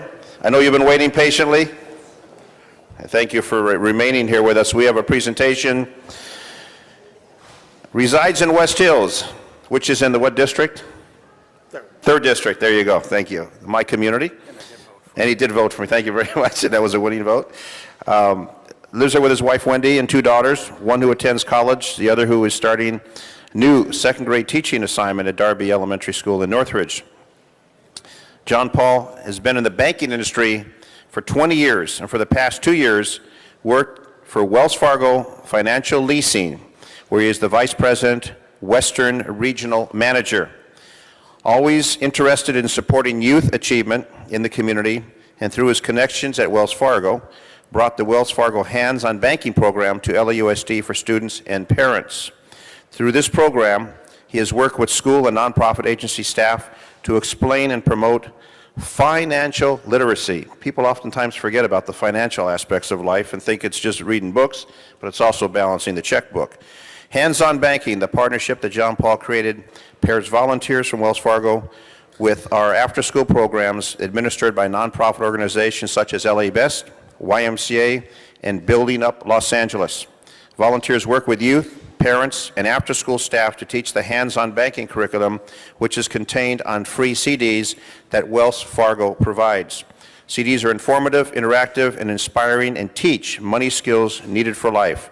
The program offers customized instruction in English and Spanish for 4 age groups, from 4th grade through adult curriculum in personnel money management that includes special sections on buying home, and you get a good rate at Wells Fargo. A good rate at Wells Fargo. Investing and starting and managing a small business. Curriculum for school-age students that meet or exceed national education standards for math, literacy, and economics. Information on budgeting, the importance of saving, banking accounts, services, borrowing money, and maintaining good credit. So you came up with a novel program that has helped educate people into the aspects of financial, balancing the budget, teaching these students what they need to know, what they need to do, so they will be successful in life. And we know that many times people encounter financial crisis because they don't manage their money properly. They get a credit card and they keep spending and spending and spending, and then all of a sudden, how are they going to resolve that issue? We know that on a national level, they've changed the bankruptcy laws, so people won't be able to utilize that as an easy tool to escape payment. But what you're doing is teaching them at a grassroots level and giving them that information, that very valuable information that you came up with through the Wells Fargo Banking Institute. And we have a wonderful relationship with Wells Fargo in my community. The regional president, Vince, and he's got that last Italian name, Luizzi. Vince Luizzi, who is a wonderful man, his wife Jackie, great friends. They're always involved in community activities. Wells Fargo is a real good partner with the community, in particular the San Fernando Valley as well as Southern California. So we have a presentation for you for what you've accomplished, what you've done, what you've inspired, and all the wonderful people who are going to learn from that. So I want to acknowledge you for bringing that program forward and for keeping that program alive and working with the youth, working with the adults, so they'll have that financial literacy. So congratulations. I'm going to give the microphone to you. And once again, Wells Fargo, with that proud pin you have, that stagecoach going down the trail to the bank to save people's money. Congratulations to you, John Paul.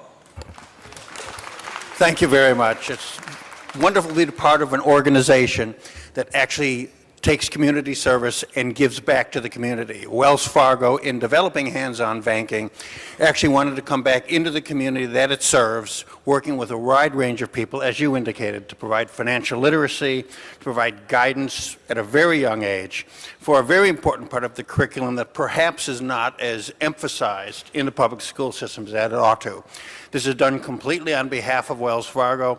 We collaborate with LA Unified School District and countless other organizations before and after school programs to bring this to children, to adults, and to everybody who needs it. We consider it an integral part of our society. We want everybody to benefit from it, and it's a pleasure to be honored for being part of that. Well, thank you. Thank you, John Paul. Thank you for coming up with that. And as people travel down Ventura Boulevard, they're going to notice some new Wells Fargo branches opening up. Wells Fargo is expanding their operations throughout this region, so we want to give a good plug to Wells Fargo, John Paul, Vince Luizzi, who's he's the president of the Southern California area? The region. The region. The wonderful work they do with all the community groups, and congratulations to you. We're going to do some more photos in the back, so we don't want to rush the photo session. So again, congratulations to you, John Paul. Thank you. I've got one more presentation, then we'll go back and take some photos in a moment. Thank you, sir. So just a couple more minutes. Thank you. And they do have low rates. Thank you. Our next presentation, Madam Chair, is for a retiring city employee, and this is Patsy Angelo. Come on up, Patsy. Patsy, come on down. We will, Tom. Just relax, relax. Patsy, all of your colleagues with you, come on down.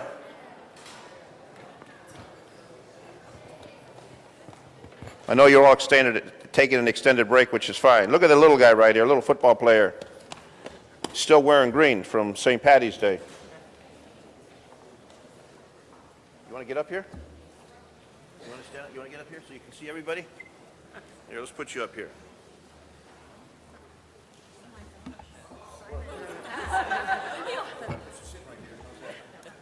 Okay? You like that? All right. Who wants to hold him so he doesn't fall? Okay, here we're going to hold you up so you don't fall down. All right, there you go. You can chair the council meeting now from that position. Patsy Angelo, council presentation. Retiring from the City of Los Angeles after more than 30 years of dedicated service, first as a relief retirement worker with Lacers and a clerk typist in Public Works, to a career that steadily increased responsibility in the personnel department. Successfully navigated the career ladder within the personnel department, clerk typist in classification division in 1975, clerk typist in the Central Services Division, and principal clerk in 1985, supervising the clerical support staff for examining and classification division. Following 2 years in the private sector. Patsy, what'd you do in the private sector? Worked for Transamerica Bank? Life insurance, Transamerica. Worked for that insurance company, but that wasn't that good because she came back, returned to the city as a principal clerk in the personnel department's police and fire selection division in 1987. Promoted to be the personnel record supervisor in the police and fire selection division, personnel department in 1993, and in 1998 coordinated and administered LA City fire examination to more than 28,000 men and women over a 2-day period. 28,000 in a 2-day period. You were definitely working that day. Let's hear it for that. And all those firefighters. Received numerous awards, letters of thanks, and commendations from managers, fellow employees, and the general public, including recognition for multiple years with outstanding attendance, outstanding professionalism, outstanding employee awards, and in December 1988, a certificate of achievement for completion of coursework as an official trainer of CAPS, C-A-P-S. What is that? Candidate Application Process System. I knew it had something to do with that. In May of 1975, Patsy married Leo. Let's hear it for Leo. A fellow employee with the personnel department. So you fell in love at work. This is good. This is good. Together they have raised 2 children, Chris and Arlene. In retirement, Patsy will be able to spend more time at some of her favorite pastimes, including visits to Las Vegas, where she excels at playing video poker, and no doubt her collection of M&M Candies collectibles will grow. But the most treasured time will be the time she will be able to spend with her 2 grandchildren, Simon and Corey. Which one is this? This is Simon. This is Simon? That's Corey. Corey, come on up here. I mean, there's a difference between the heights of you guys, you know?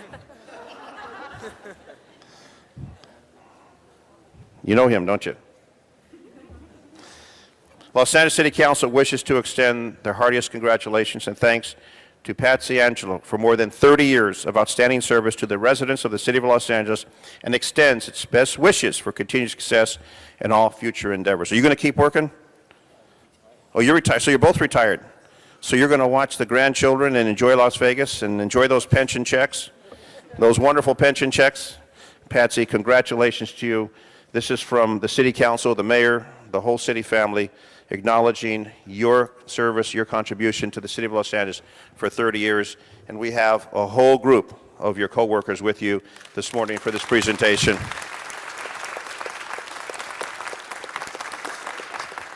I know you, how many times have you been to City Council chambers? A couple of times. You ever had the microphone? No. Well, today's your lucky day, Patsy. Here you go.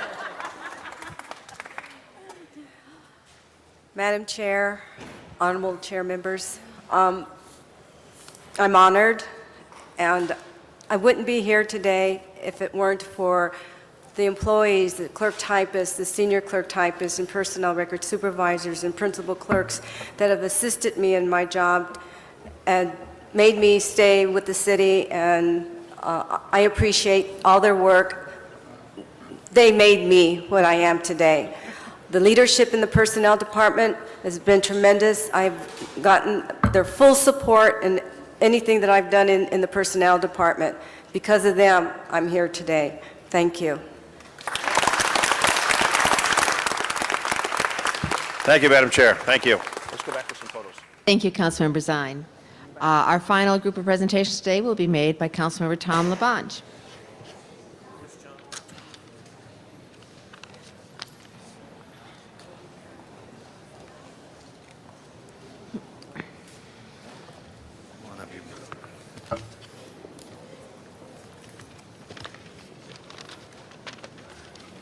Madam President, members, these next presentations really are very special in many different ways. I'm honored right now, and I know Mr. Garcetti would want to join me. He's outside with the group from Costco, but I'm honored to say it's hard to believe it, but just 40 years ago, a tremendous thing happened to Southern California. It was the invention of KCET, and I think I was thinking, because I ran into Stan Chambers last night at the Friendly Sons of St. Patrick dinner. And, you know, Stan Chambers is all about television, the development of television, and, you know, anyone who was around when that started, that's history. But we're part of your history. For 40 years, KCET has been part of our living history here in Southern California as a tremendous organization. They're celebrating their 40th anniversary. They're located on a very historic spot in the city of Los Angeles, truly the northwest corner of the original Pueblo of Los Angeles, right on Sunset Boulevard. It first went on air on September 28, 1964. And while they're headquartered in Hollywood there, they broadcast the top from Mount Wilson, so their signal could be seen throughout many counties in all of Southern California. It's the flagship station for PBS, with its largest geographic footprint of any station in the national system. It's proud to serve Southern and Central California, and both the broadcast and producer of quality television program of all ages. And Al Giroux is here with me now, the general manager. And Al, I could say you have many, many special people at KCET, but the most specialist happens to be Huell Howser in my mind, because Huell brings so much education to that. But then if I talk to my son, Charles, he'd talk about Clifford and talk about all the others in the morning, and Big Bird, who makes such a special way about educating people. Community television is what KCET is all about, and I am just pleased to stand here today. Al Giroux is the president, vice president of KCET. Mary Mazur is here with us. Good morning, Mary, as well, and Debbie Hinton is here. Sorry, Debbie, when you first sat down, I had to squeeze you in that big crowd. And Susan Reardon, good to see you. This team here makes up KCET, Community Television for Southern California. And members, I thought it was appropriate to bring them down, and I want to apologize for our long ceremony that kept you away from the station this morning. But I think it was so important to recognize all of what KCET is about and salute you on your 40th anniversary year, because this is not just one of hopefully many celebrations that you'll have throughout the year on the importance of KCET to all of Los Angeles. So please join and salute KCET, the greatest public broadcasting company in the United States. Congratulations. Thank you, Al. We're going to go right here in a minute. We'll take the picture. The formal proclamation. Come up here, please. It'll be good right like that. Let me just do this right here.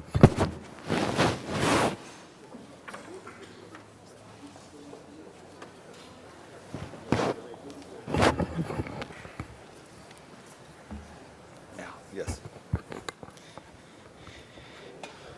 Madam Chair, council members, thank you very, very much. Thank you, Councilmember Labange. It's a wonderful pleasure to accept this on behalf of the employees and the board of directors of KCET and the over 4 million people a week that we serve. There's been a lot of change in the 40 years since KCET began telecasting. And one of the most dramatic is the tremendous consolidation in the media today, where virtually all of the television and radio stations are owned by a handful of companies. And with great deal of respect to Channel 35, I should say that today, in today's media landscape, KCET is the only independent and only locally owned major television station serving our community. So whether it's Life and Times or Visiting with Huell Howser, or our California Connected program, or our newest service to the community, our twin preschool caregiver programs, Los Niños en su Casa and A Place of Our Own. KCET is committed to serving this community, and we pledge to serve the community of Southern California and Los Angeles in particular for another 40 years. And as you know, when we take our pledges very seriously in public television, so we plan to be around for a long time to come. Thank you very, very much. Al, thank you very much. I appreciate Mr. Garcetti, who was able to join us, because he truly grew up with Big Bird. I did. That's right. Thank you very much. I thought we wouldn't talk about that publicly, Mr. Labange. But anyway, I want to congratulate KCET as well. As a longtime supporter of KCET, and my own family's been a longtime supporter as well of the station, but just the presence that you have and the innovation that you've been able to do. As society changes, KCET has also changed. Not only did I grow up with Big Bird, but I grew up with Villa Alegre, and when we look at some of the programs that first reached out to folks who looked different or spoke a different language or represented kind of the broad diversity of the city, and fast forward to the innovation you're now doing with not only giving education to kids, but their caregivers as well, in English and Spanish, in original television programming coming out of Los Angeles. It's good for our economy here locally, but even better than that, it really says that KCET gets it. That television isn't just entertainment, it's about communication, it's about bridging cultural divides, it's about making sure that there are opportunities for every single Angelino that grows up here. And so I praise you on that vision, on doing it in a fair way, and showing that public television still is not only relevant today, but critical to our success. So congratulations, and thank you, Mr. Labange, for including me as part of this morning. Thank you. Al, Eric, thank you very much. Mr. Garcetti, we're going to put us on kcet.org. So, Eric, we're going to help KCET today. You're in it with me, I hope, because anybody who makes a pledge, any pledge, I can't put a number because of that deal. Right now in this hour, Eric and I'm going to give him a tour of the city. Eric will give a tour of the district. All right, $40. I raise it to $100, Eric. Put that away. Anybody gives a pledge of $100 to kcet.org today at this time slot, mark the time, check your computer, kcet.org.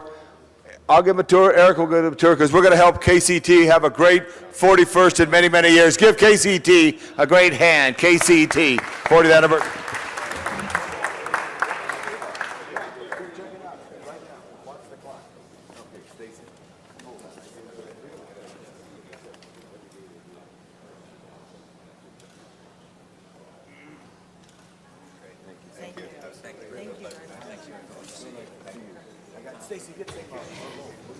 Mr. Labange, did you have other presentations? Sure do. And I want to call on Warren Paul and Johnny Ross, who've been sitting here all day, two great members of the city family.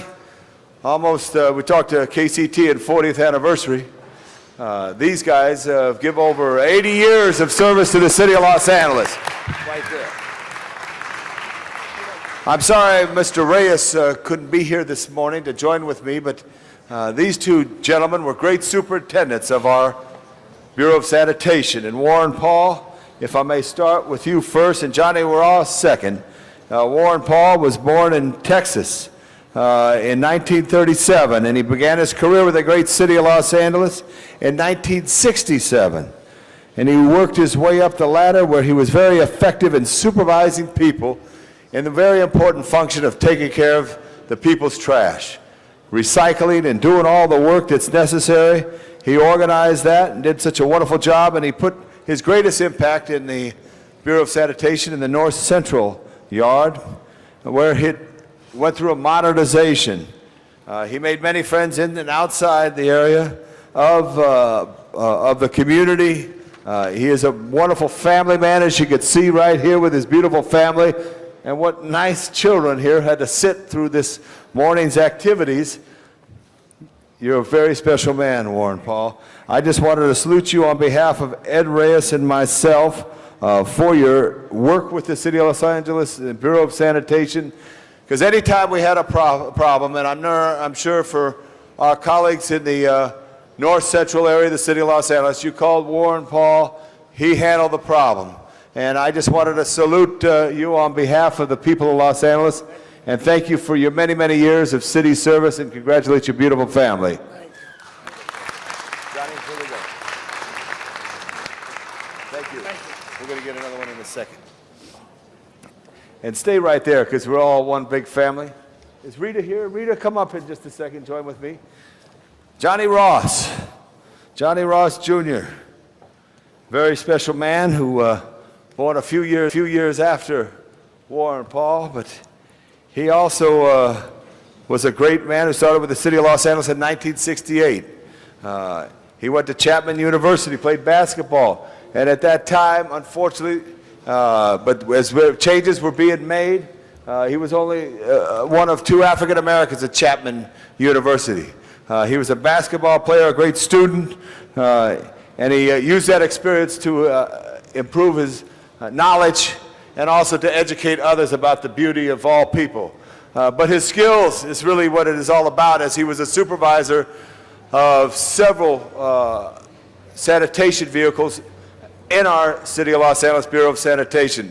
Early in the morning, when many of us are still sleeping, these men and women get up, go to a yard, leave their families at 4 in the morning, check their trucks out, and go out on the route and pick up the city's trash and pick up the recycling and the green waste. And John Ross was very special in supervising all that. As head of the North Central Yard, he made sure that all the trash was picked up from the East Los Angeles city limits, west all the way to Mulholland and down from La Brea down to the Santa Monica Freeway. That's a large area of the city of Los Angeles, and he did it. But I know anytime I had a problem, I personally called John or Warren, and they solved the problem for the people of Los Angeles. He truly is a special man who we want to recognize with a council resolution with all on there. And Johnny, congratulations on your great career with the City of Los Angeles. I know Mr. Reyes was out there, as I was, at 6 a.m. a couple of weeks ago when we, all the crews got together in the morning before the morning shift and saluted you. So, John, congratulations for your years of service, your great almost 40 years with the City of Los Angeles. Now, before I ask these 2 gentlemen to speak, I'm going to ask Rita Robinson, the super general manager of the Bureau of Sanitation, to speak. Thank you, Rita. Thank you. Thank you. Good morning, Council, or good afternoon. But I'd like to say that I'm always honored to be here, but I couldn't be more proud today as I represent the Bureau of Sanitation and the Board of Public Works, and Commissioner Wood is here, Enrique Zaldivar, Richard Miles. We have so many of our staff here that were represented by Mr. Ross and Mr. Paul, and they're just undying service to the City of Los Angeles and making it such a better place to live. I'm so proud today because not only do I have 2 incredible gentlemen we're honoring here, but I've had Richard here this morning and Miriam here celebrating Nowruz, and so the Bureau of Sanitation has been well represented on March 18th, and I couldn't be more proud for the City of Los Angeles family to have such excellent and incredible employees. And so on behalf of the nearly 3,000 employees that serve you day to day, it is so nice to have 2 that we are so proud of, and have your families here and have the young ones here to see the beauty of what can be done, because as we celebrated Nowruz, we celebrated the fire department and Costco employees.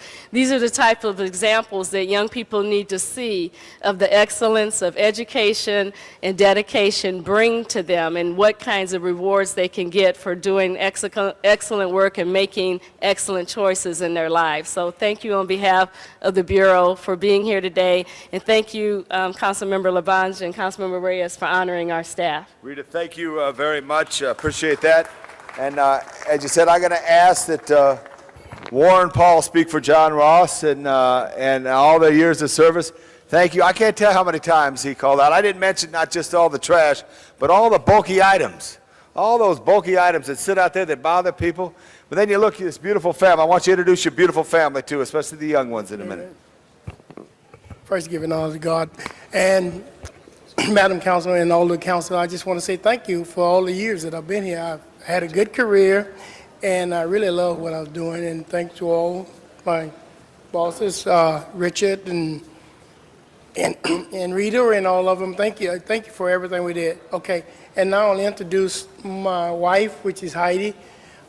She's been married to me for 48 years. 40 how many? 48. 48? 48. Yeah. And my grandkids and my daughters, and thank you very much. Oh, thank you. All right, thank you. We're going to go back and take some pictures. Okay. Please give him a big hand as all those years. You want me to All right, good.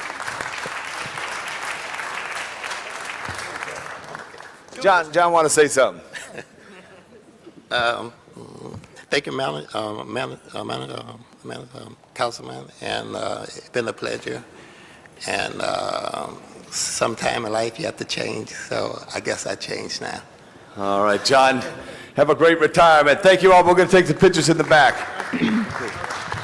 Thank you very much, Councilmember LaBonge. And finally, Madam President, if we could ask that our friends from Los Feliz, see Los Feliz Library is right in here, being honored by your North Central Sanitation, being honored by KCET. I talked about community. We talked about Costco. Come on up here. Were you there? David Moss, come on up for a second, please. Mark Strong, Angela Stewart, Mary Lou Dusac, and Dora Herrera. Come up for just a quick moment here, because everybody needs friends, right? And here's Pearl right here. David, welcome to City Hall. You had a fine lesson in government this morning and listening to all the activities of the community. You see Mr. Garcetti over there, your councilman. Come join me, Eric, again, please, if you would. But David Moss was a great inspiration for many years. He's a friend of the Los Feliz Library. And your friends right here. Does Dora come up? She's over there. Where'd she go? She meandered over there. Oh, here she comes. Dora, come on in here. Pearl, come on in here. All right, Pearl. David, you're hereby recognized by the great city of Los Angeles with the great seal of the city of Los Angeles for your work on behalf of the Friends of the Los Feliz Library. Without friends, the library can't do its job that it set out to do. Without friends, it can't enlarge its circle to help people find the way and find the light in the library. So I just wanted to proudly salute you for your timeless contributions you made as the president of Los Feliz Library from 1989 to 2004. Your commitment and dedication to the children and young adults, seniors, and others at the Los Feliz Library has truly been remarkable. Your special care for the staff is certainly to be commended. And in that time, you got a brand new library built there on the corner at at Hillhurst and Franklin Avenue. So I just want to thank you for your great humor, your great wit, and on behalf of Mayor James K. Hahn, myself, and Eric Garcetti, we salute you, David Moss, for being a great friend.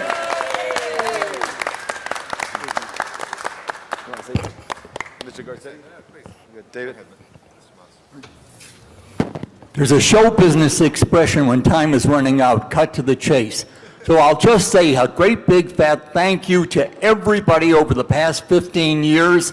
And I know how lucky I am in a world where so many things go wrong to have this happen at 81. I'll say 81 thanks to everybody of the past decade and a half. Oh, David, thank you very much. A little greeting from the honorary mayor of Los Feliz, huh? Dora Herrera. Good morning. As president of the Los Feliz Village Business Improvement District, I'd like to add our wholehearted support for and joy at the recognition that David is getting today.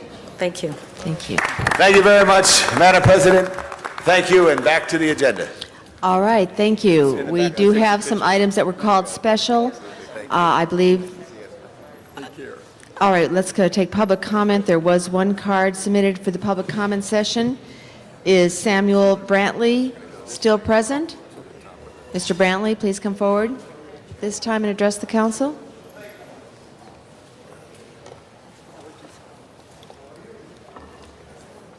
Good afternoon, Madam Chair, council members.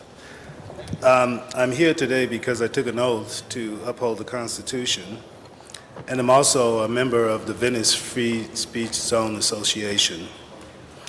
I'm requesting that you put a freeze on the lottery system at Venice Beach for a matter of redress. I also have some evidence, reluctant to say, that there's some police officers that are are intimidating artists into joining the lottery and giving them the money to do so. I also have evidence that the Park and Rec set up a booth also on the boardwalk, and they are also engaged in commercial vending, selling keychains. I'd like to read into the record a Supreme Court Justice, Harry A. Blackmun, by placing discretion in the hands of officials to grant or deny license, such a statute creates a threat of censorship that by its very existence chills free speech. That is one of the emails I have. I also found in California law in 1989, it is determined whether retroactive application of status would result in a manifest injustice. Courts must examine three factors: nature and identity of parties, nature of their rights, and nature of the impact of change in the law upon those rights. That's SUPP 1363. I also would like to submit to the chair some emails that have been sent by people around the city. Thank Or you can give that to the Sergeant at Arms, and he'll convey that. Thank you. That does conclude public comment at this time, and we will now go to the items that were called special. Mr. Clerk? Item 2 was called special, and as much as there was a card from the public. Is Joyce Dillard here? Joyce Dillard had submitted a card on item number 2. Apparently she has had to leave, so we will open the hearing and close the hearing. Let me recognize Mr. Garcetti. I'm sorry, we're finished with this forthwith on 35, please. All right, we will take item 35 and send it forthwith. Item 2 is now before us. Open the roll, close the roll, tabulate the vote. 11 ayes. That is approved. Item 3 was called special by Councilmember Villaraigosa. Mr. Villaraigosa, item 3. Yes, Madam President, members, this is a matter that was reconsidered or referred rather to today. There were discussions occurring as a result of that, and maybe we can have staff just make a very short presentation. Yes, sir. Scott Weibel, Deputy City Attorney. As you said, pursuant to your direction on February 23rd, Mr. Hashimi, the project manager, Mr. Galvin, the real estate manager for this project, and I have met and negotiated with Mr. Cordini and his attorney, Mr. Dale Pelch, and also your assistant, Abigail Sanchez. We spent about 7-8 hours negotiating, and if you'd wish a detailed briefing... No, we don't need a detailed briefing. We'd have to go into closed session, so I'll just tell you that I'm pleased to report that with the help of your help, sir, and the courtesies and openness of Mr. Cordini and his attorneys, and the hard work of the staff, and after all of these discussions, I believe we've made substantial progress toward a complete settlement of this matter. Okay. And subject to clarification of certain technical and evaluation matters, I believe we can wrap this up relatively quickly. That's great. So, Madam President and members, I want to move this item because if we don't, we're going to delay this project. Parties, as has been mentioned, have gone a long way to resolving this, and I would urge your aye vote. Any other comments? Seeing no other requests to speak? Oh, Mr. Garcetti. Maybe Mr. Villaraigosa, maybe you can clarify for me. So we're moving forward with this new settlement? With the condemnation. With the condemnation. condemnation. And we're not going to talk... And the settlement stuff is happening Yeah, on a we're separate... not talking about that because... ...track as well. City attorney has asked us not to. Sure, and I won't touch that one, don't worry. Does us moving forward with the condemnation obviously has some effect on the settlement, and that puts us in the strongest position, in your opinion? Yes. Okay, great. Yes, it does. Having that clarification, the matter is now before us.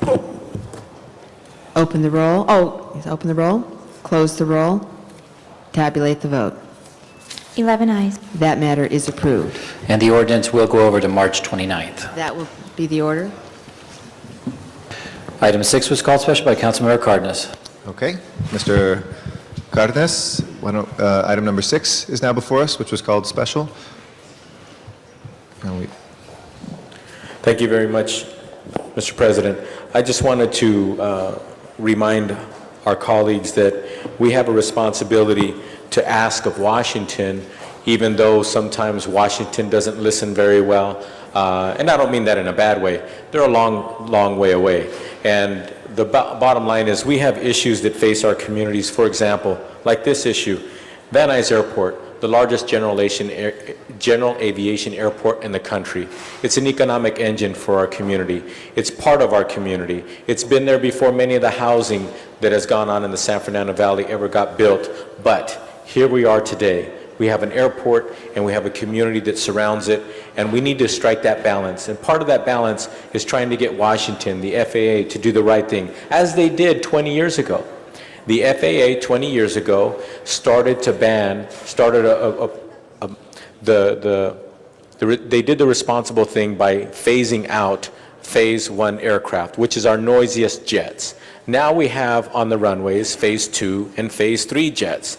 So this motion here, this resolution, excuse me, has to do with asking the FAA that they act responsibly and they look at the fact of all the technology that's gone on, that we have quieter jets today, and many of the Stage 2 jets are able to phase out or actually get them to reduce the noise by putting a converter on them.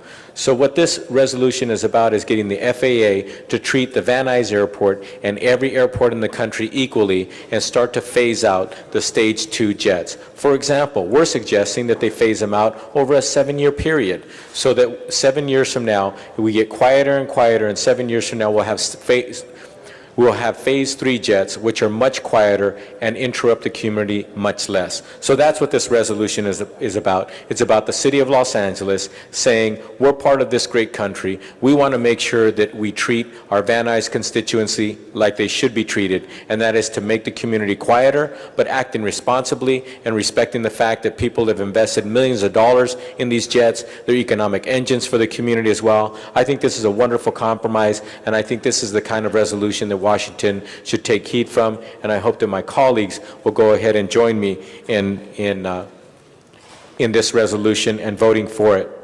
It comes down to simply this: if we do it any other way, we may be causing an economic disadvantage for our community here, and that would be unfair as well. This is the fair way to approach it. The FAA has the responsibility to do this. We're asking them to phase out Stage 2 aircraft throughout the country, including our community of Van Nuys. Thank you, Mr. Cardenas. Next speaker, Mr. Villaraigosa. I want to acknowledge Mr. Cardenas for his leadership on this issue and thank him because anyone who knows the Van Nuys community knows that this has been an issue for a long time. What a difference good representation makes. This is an important issue. And I support it wholeheartedly. We have Stage 3 jets now. We have the technology, the converters that Mr. Cardenas spoke about, which are available. It makes sense. We need to move as quickly as possible, and I support this measure as well. Thank you very much. Ms. Misikowski is our next speaker. Thank you, Mr. President. I, too, rise to thank Mr. Cardenas for pushing the envelope. This City Council in, I think, the year 2000 did limit Stage 2 noisy jets in Van Nuys, and that took us 4 or 5 years to get that legislation. And when we asked in committee, at the time that we set that limit or cap, there were about 51, 52 Stage 2 jets. There are now 30. But this extra effort, this extra emphasis, this extra set a deadline absolute to get them all out is what's good. And we've stopped the growth there, but that isn't enough. And some of the noisy ones are still there. They are the ones that are potentially more commonly used, and you still have others that are able to come in for refueling, as if not being permanently staged there. So I think really this sets in motion that time has come to treat our general aviation airports the same way we do with our commercial aviation, and give that same relief to our neighborhoods, particularly in this one, which is the busiest general aviation airport in the country. So hopefully we will be able to make the federal government stand up and be aware of this and take into account what needs to be done now across the nation. But specifically, we have the model for the implementation of the new program here in Van Nuys. Thank you very much, Ms. Mizikowski. Mr. Cardenas. Yes, thank you very much, colleagues, for your comments, and thank you so much for paying attention to this very important issue. As I said earlier, this is a fair way for us to approach it. We need the federal government, the FAA, who has the jurisdiction here, to actually put down the good work that they can do and make sure that we do this to help the constituents of Van Nuys and the San Fernando Valley, yet at the same time create a fairness and a much quieter environment for all of the American people throughout the country. So thank you, Mr. Villaraigosa and Ms. Mizikowski, for your attention to this issue, and I hope and appreciate we can pass this resolution today. Thank you. Thank you very much, Mr. Cardenas. Anybody else wishing to be heard on this? If not, Mr. Clerk, if you please open the roll, or Madam Clerk, excuse me, close the roll and tabulate the vote. 11 eyes. That is approved. Thank you. Next item, please. Item 45 was being held on a desk for a motion from the floor. Okay. And Ms. Mizikowski? I move approval. Okay. Ms. Mizikowski moves approval. Anybody wishing to be heard? 45. Okay. Please open the roll, close the roll, and tabulate the vote. 11 eyes. That is approved as well. Thank you. Next item. Item 59 was called special by Councilmember Zine, and a card from the public. Okay. Why don't we take the public card first? Victor Franco, Jr., from the Central City Association. The microphone is yours. Good afternoon, members of the council. Victor Franco, Jr., Central City Association. CCA is opposed to the motion that is before you today. The Planning Department has made tremendous headway on their backlog of cases. We are concerned that any move to get ahead or any mention of freeze of the staffing issue may be reversing the positive course the department is on at this time. What we know is that the Planning Department has received funding for a number of different vacant positions, and they continue to work with CAO on funding additional. These positions include staff for zone changes and track map work. These are what I like to call worker bee positions, and that's in no way belittling them. It's actually, these are very important folks that really make the department move forward. The bread and butter of the department right now is, as you all know, housing and mixed-use projects. We need to keep the housing momentum going. The department has processed over 200 entitlements for 7,000 housing units since January of 2004, a tremendous amount of work. Current open positions must not be left vacant. Without proper staffing levels, case processing will come to a halt. We know that executive management is still in place, and we look to your help to stop this motion that is before you here today. Thank you. Thank you very much, Mr. Franco. First speaker is Mr. Zine. Thank you. I understand Mr. Franco's comments. I appreciate that. Councilman Reyes, who is not here, has asked that this matter be continued. I also asked, as the chair of the Personnel Committee, this matter be continued.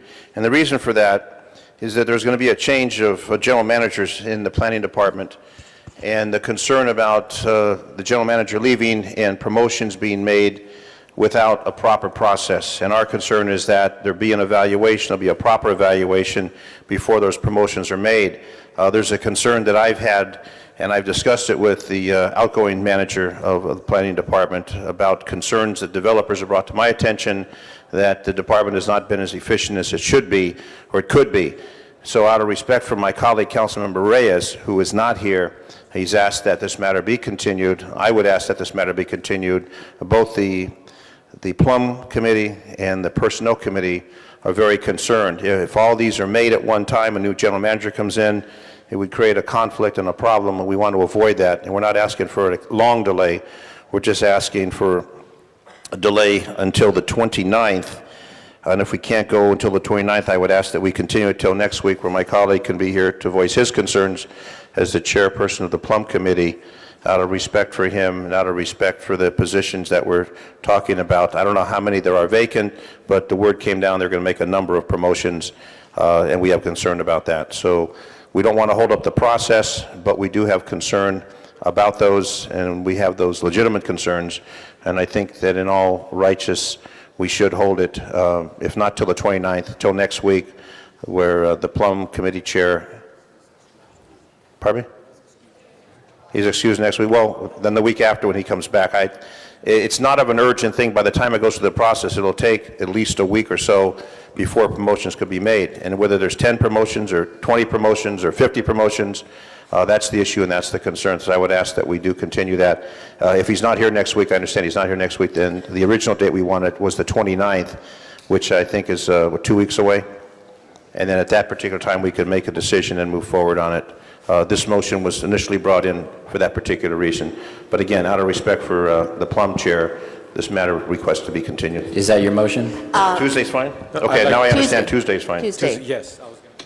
Tuesday, the Mr. Reyes has 22nd. There's a second for Ms. that? Reyes' office confirmed that he will be here on Tuesday. Then I would ask to continue until Tuesday. Then Mr. Cardenas seconds. Okay, Ms. Miskowski. Thank you, Mr. President.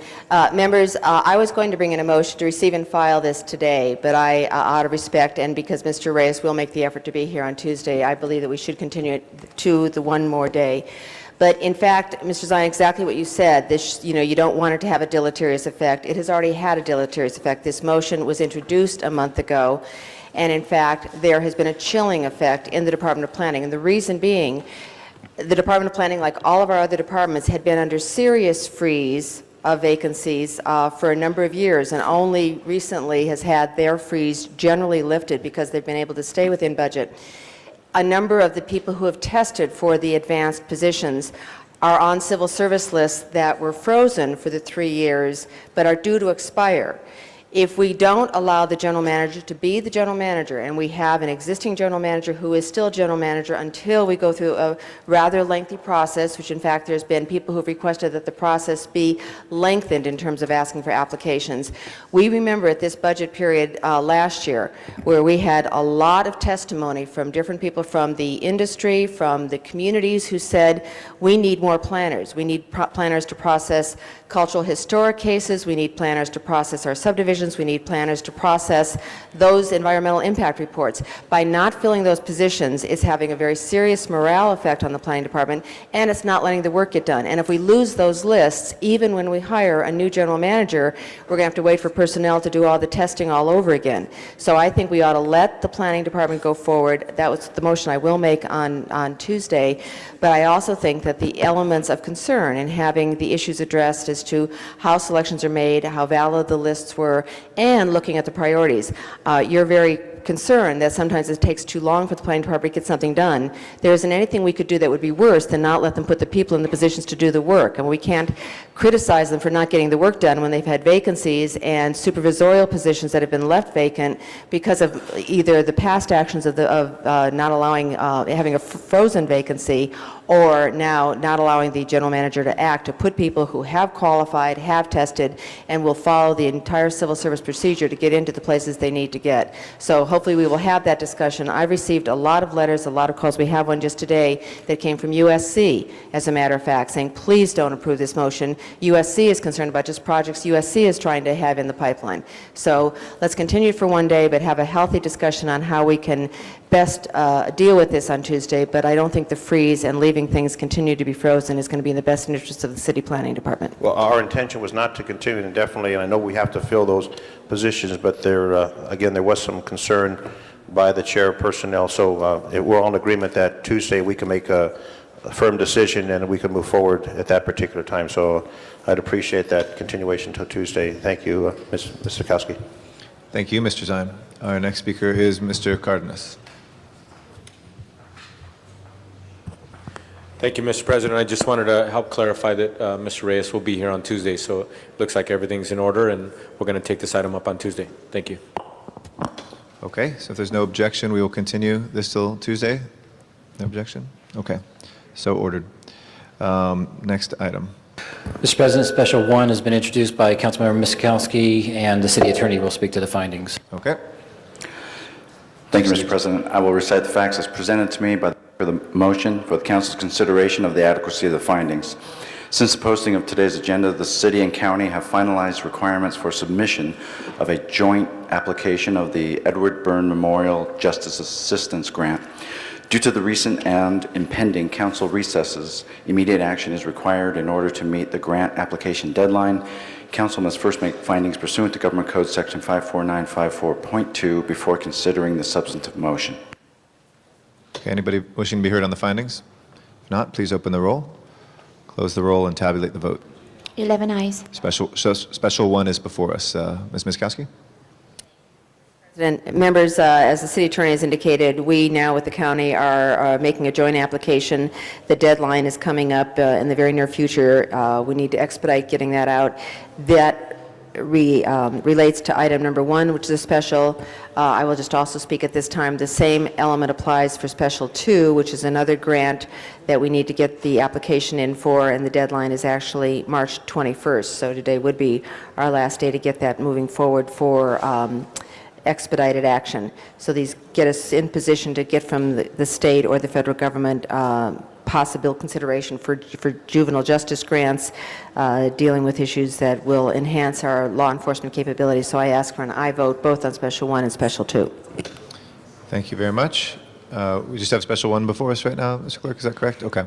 Let's open the roll on Special 1, close the roll, and tabulate the vote. 11 eyes. That is approved. If we can take up Special 2 and hear findings from the city attorney, please. As Ms. Miskowski mentioned, this is very similar. This one is regarding the California Board of Corrections Title V Community Prevention Grant, and due to the recent and impending council recesses, immediate action is required in order to meet the grant application deadline. Okay. Anybody wishing to be heard on the findings? If not, please open the roll on the findings, close the roll, and tabulate the vote. 11 eyes. That is approved. That is before us. Unless Ms. Miskowski wants to speak again. You okay? All right. Let's open the roll on Special 2, close the roll, and tabulate the vote. 11 eyes. That is approved as well. And both those forthwith, please. Okay. And does that clear the desk? Council has motions for posting and referral. Okay, let's post and refer those. There are excuses on the desk. Councilmember Garcetti requests to be excused to leave at 11:45 on Wednesday, March 23rd for city business. That meets council policy. His request is denied. Okay, we'll give it to him.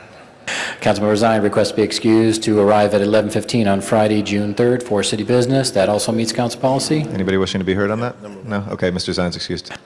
Councilmember Hahn requests to be excused for today's meeting due to illness and to be excused to arrive late on Tuesday, March 29th, and for the entire meeting on Wednesday, April 13th, both for city business and both meet council policy. Okay, we excuse Ms. Hahn and we wish her well. We hope if she's listening, she recovers quickly. And Councilmember Villaraigosa requests to be excused on Tuesday, March 22nd for personal business. A motion is required. Okay, Mr. Parks moves, Mr. Zine seconds. That clears the desk, Mr. President. Okay. Colleagues, any announcements? Mr. Parks? I just asked on our special meeting agenda number 1, if we can have that forthwith. Yes, we move that forthwith. Oh, no, sorry, special meeting agenda, we may have not, so we'll make sure that is ordered forthwith. Mr. Labange. Yeah, yesterday we celebrated St. Patrick's Day, and I want to thank all those members who participated in the parade from Pershing Square to Alvera Street, and also want to thank Mayor Hahn and Councilmember Villaraigosa and Jan Perry, whose district we all were through in the fire department, the great Richard Andrade of Engine number 3, who worked so hard to organize that, and it was a wonderful celebration where we had it in the heart of the city, and the good Irish were down here to celebrate St. Patrick's Day. Thank you very much. Ms. Perry, do you have an announcement?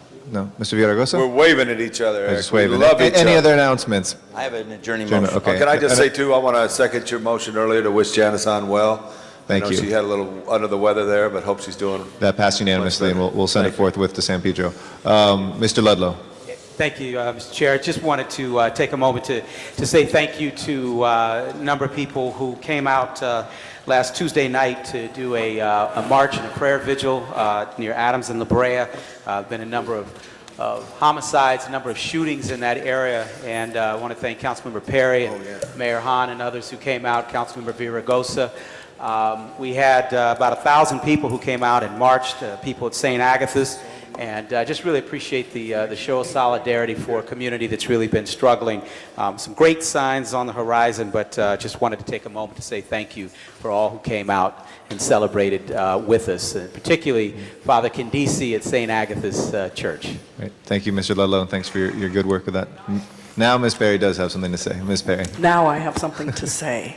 Please join us at our second anniversary party for the Central Avenue Farmers Market this Saturday from 9 a.m. to 1 p.m. We will have music, entertainment, lots of food, cake, singing, fun. It's just a party on Central Avenue, 43rd and Central.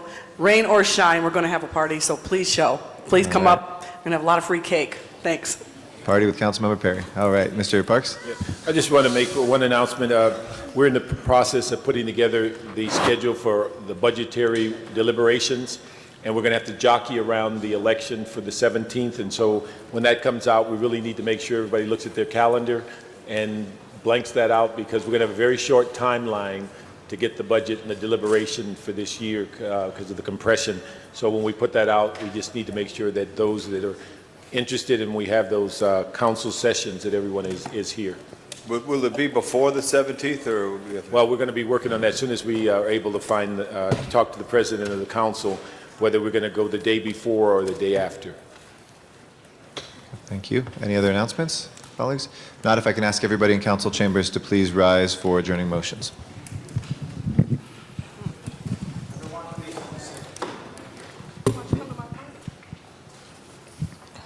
Okay. Mr. Labange. Yeah, members, over our recess here, I'd like to ask we adjourn in memory of Glenn Davis. Many will know of him as a great halfback, what he was famed for as the Notre Dame, but truly us in Los Angeles will recognize Glenn Davis for his work at the Los Angeles Times, where he ran the special events. And for many, many years, Glenn lived to be 80 years old, but for many years he ran the special events when the Los Angeles Times was special, when the Los Angeles Times was absolutely organizing community events. I know as a young person, I went to professional football games with the Times Pro Football Summer Program, where you would go to the Coliseum. But it was Glenn Davis, who grew up in Laverne and went to Bonita High School, said to be one of the greatest athletes in Southern California history. He truly was a remarkable individual, where he played for Army and was a very famous football player. Of his statistics I won't recite, but I will say when he later had a job back at the director of special events for the Times, he really, truly was a special person who scored for so many things, because he created the relationship between the paper and the community. He's survived by his son Ralph and stepson John Slack and his wife Yvonne. As we adjourn, all members, I would request for this great individual, Glenn Davis, who was known as Mr. Inside at the Army back in the 40s, All-American. Thank you very much, Mr. Labange. Other adjourning motions, Mr. Parks? Yes. Thank you, Mr. Chair. We have two today. First one is Dorothy Lowry, born August 22nd, 1922, passed away at the age of 82 on Friday, February 18th. She was a licensed beautician in the state of Texas, also a cafeteria manager for LA Unified School District for more than 20 years, also an active member of the Order of Eastern Stars for more than 52 years. In 57, she served as the worthy matron for Chapter 62 and also served as their secretary for 43 years. She served a variety of organization capacities, the Golden State Grand Chapter. She rose to the elected position of Grand Conductress, and prior to her death, she was the Grand Hostess Emeritus. She passed away, and funeral services are on Monday, February 28th at 10 a.m. The second one, Edith Abrams, a longtime community activist in the 8th District, born November 4th, 1918, passed away at the age of 86 on March 7th, 2005. She was an advocate for the disenfranchised. She had a long list of community service organizations: Mothers in Action, Brotherhood Crusade, the Watts Health Foundation, the Los Angeles Eye Institute, and she served on the advisory council of the Charles Drew Institute. She attended Alcorn A&M and later became one of the founding members of the Los Angeles Alumni Chapter in 1955. She also attended Jackson State University. Her professional career was also diverse. She was a teacher, a real estate agent, the coordinator of Head Start, and as a community outreach coordinator for the Braille Institute. She passed away and also had her services on Monday, March 14th. Thank you. Ms. Perry? Thank you very much, Mr. Chair. There's two people I want to mention. I will be adjourning the next meeting. I'm waiting for the details. One of them was a person many of you might remember, and her name was Gloria Uchida, and for many, many years she worked in the Little Tokyo redevelopment area on behalf of the Community Redevelopment Agency. She passed after fighting breast cancer for many years, and I'm going to get some details. I knew Gloria, and she was just a wonderful, patient, elegant, intelligent woman who worked on behalf of the community for so many years. And another fellow who I know, his name was Eddie, and he lived in the San Pedro building and was a friend of Little Tokyo Service Center. Eddie was a senior citizen who loved to take pictures. He had his digital camera. Eddie? The little guy. Eddie Oshiro. Yeah, and he got hit by a car. Oh, my God. Yeah. And so I was going to get some more details on that, but I just wanted to say it because a lot of us knew Eddie, and I just was at a party over the holidays with him, and I remember because he was taking so many pictures, everybody said, okay, Eddie, you've got to stop now, but he was having so much fun. So, and when I get that, Tom, I'll tell you so you can sign off on that. Good. And if I could just mention about Eddie Oshiro, he lived in Little Tokyo, and he'd walk around, take pictures, but then he used to come to Griffith Park, and he'd take the bus to Vermont and Los Feliz, and then he'd make a sign, I'm going to Mount Hollywood, and he'd hitchhike up at 75, 80 years old up Vermont Canyon, and he'd hike up there, and he always was a true inspiration. I'm sorry to learn of his passing, but these are the great people that make up our city. Right. Yeah, I'd like to really second that. a Thank big you. loss, and I'll bring that in. The lady I would like to remember today is Gloria Dean Gary, who spent over 30 years of her life volunteering in our community. She prepared food for people in need, and every Sunday she would bring home 15 pounds of home-cooked food to share with families who gathered at South Park. She was a member of the community for 49 years and was known to be a loving and caring person who always took time to help others. Her memory will live on in the hearts of her family and friends, and she is survived by her 3 children, Joe, Catherine, and Victoria. Her services will be held Tuesday, March 22nd at 1 p.m. City of Refuge Apostolic Church at 8406 South Hoover. And I just want to say rest in peace and God bless you, Gloria, and to your family for all the years you've given to us. Thank you. Thank you, Ms. Berry. Mr. Villaraigosa? Yes, Mr. President, members, I want to adjourn in memory of Lalo Guerrero. Lalo Guerrero, the Mexican-American singer and composer, internationally recognized as the father of Chicano music, passed away of medical complications in Palm Springs yesterday.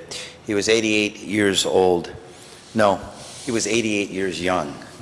Lalo Guerrero was born on December 24th, 1916 in Tucson, Arizona. His parents were Concepcion Guerrero of Sonora, Mexico, and Eduardo Guerrero of La Paz, Baja California. Lalo was greatly influenced by his mother, Concepcion, who was a gifted musician. She was a music teacher. It was his mother and father who instilled a great love for Mexico and their young son, but most importantly, a great love for music and culture. The legendary singer and composer enjoyed a career of more than 6 decades, beginning with a classic Canción Mexicana composed while he was still in his teens. To this day, it remains the unofficial anthem of Mexico. Lalo Guerrero was a music pioneer and an activist. He was the first to write and record bilingual songs and the first to bring American swing to Mexican music. In 1995, Lalo was nominated for a Grammy for his work with Los Lobos on the bilingual children's album, Papa's Dream. In 1997, President and Mrs. Clinton presented Lalo Guerrero with the 1996 National Medal of the Arts for a lifetime of creative achievement. Lalo considered this honor to be the pinnacle of his career. Among Lalo's other honors, he was invited to the White House by President Carter and President George H. Bush. In 1980, the Smithsonian Institution declared Lalo a national folk treasure. And in 1991, he received a National Heritage Fellowship from the National Endowment for the Arts. Lalo's music has done much more than entertain. It's given a voice to an entire community. His corridos have told of triumphs and struggles of Mexican-American heroes like Cesar Chavez and Ruben Salazar and brought their stories to a wider audience. Lalo Guerrero dedicated his life and career to the definition and enrichment of the Chicano experience in America. He was modestly quoted as saying, "I only write songs about what I saw." In doing that, he became the musical historian of a culture rooted in 2 worlds. He's survived by his wife, Lydia Guerrero, his sons, Mark Guerrero, who's here with us today, Dan Guerrero, Jose Guerrero, and his daughter, Patricia Lowy. Services will be held in Palm Springs next week, and the burial will take place at the cathedral in Lalo's hometown of Tucson, Arizona. Thank you. If I could be added on as a seconder on that too. Mr. Also- Zine. Oh, sorry, Mr. Villaraigosa. And I assume that everybody wants to be on that All members. motion. I also like to adjourn in memory of Cynthia Portillo. Cynthia Portillo was tragically killed on February 23, 2005. Cynthia was 19 years old, a mother of a 4-year-old son, Anthony. She was a student at 2 schools and eager to get a healthcare degree so she could start her career and raise her son in a safe and loving environment. On February 23rd, her parents, along with her son, were driving to a friend's house to study. Cynthia's son, Anthony, was hungry and wanted to get something to eat. So Cynthia asked her parents to drop her off a few blocks from her house so she could get something for her son to eat. They dropped her off next to a small park behind Burbank Middle School in Highland Park, and she started to walk from there. A few minutes after being dropped off, a white van pulled up and 2 men started shooting at someone else that was walking in front of her. The individual ran off injured, but one of the bullets hit Cynthia on the side of her head, and she was dropped dead immediately. The detective said that she just happened to be in the wrong place at the wrong time. The 2 shooters were found and arrested, and according to the LAPD, they are suspects in 2 other shootings in Los Angeles. This tragic event has affected the entire community of Highland Park, especially since Cynthia was so young, was not a gang member, was not involved in any way in criminal activity, was just a young mother walking in a neighborhood and now shot dead. She is survived by her mother and father, Dimas and Reina Portillo, her brothers Edgar and Nelson, and her 4-year-old son, Anthony. May she rest in peace. Thank you, Mr. Villaraigosa. Mr. Zine. Request we adjourn in memory of Carol Holm Lavold, passed away March 9th. Carol Holm Lavold, born in Minnesota, April 28, 1914, passed away at the age of 90 in West Hills on March 9th.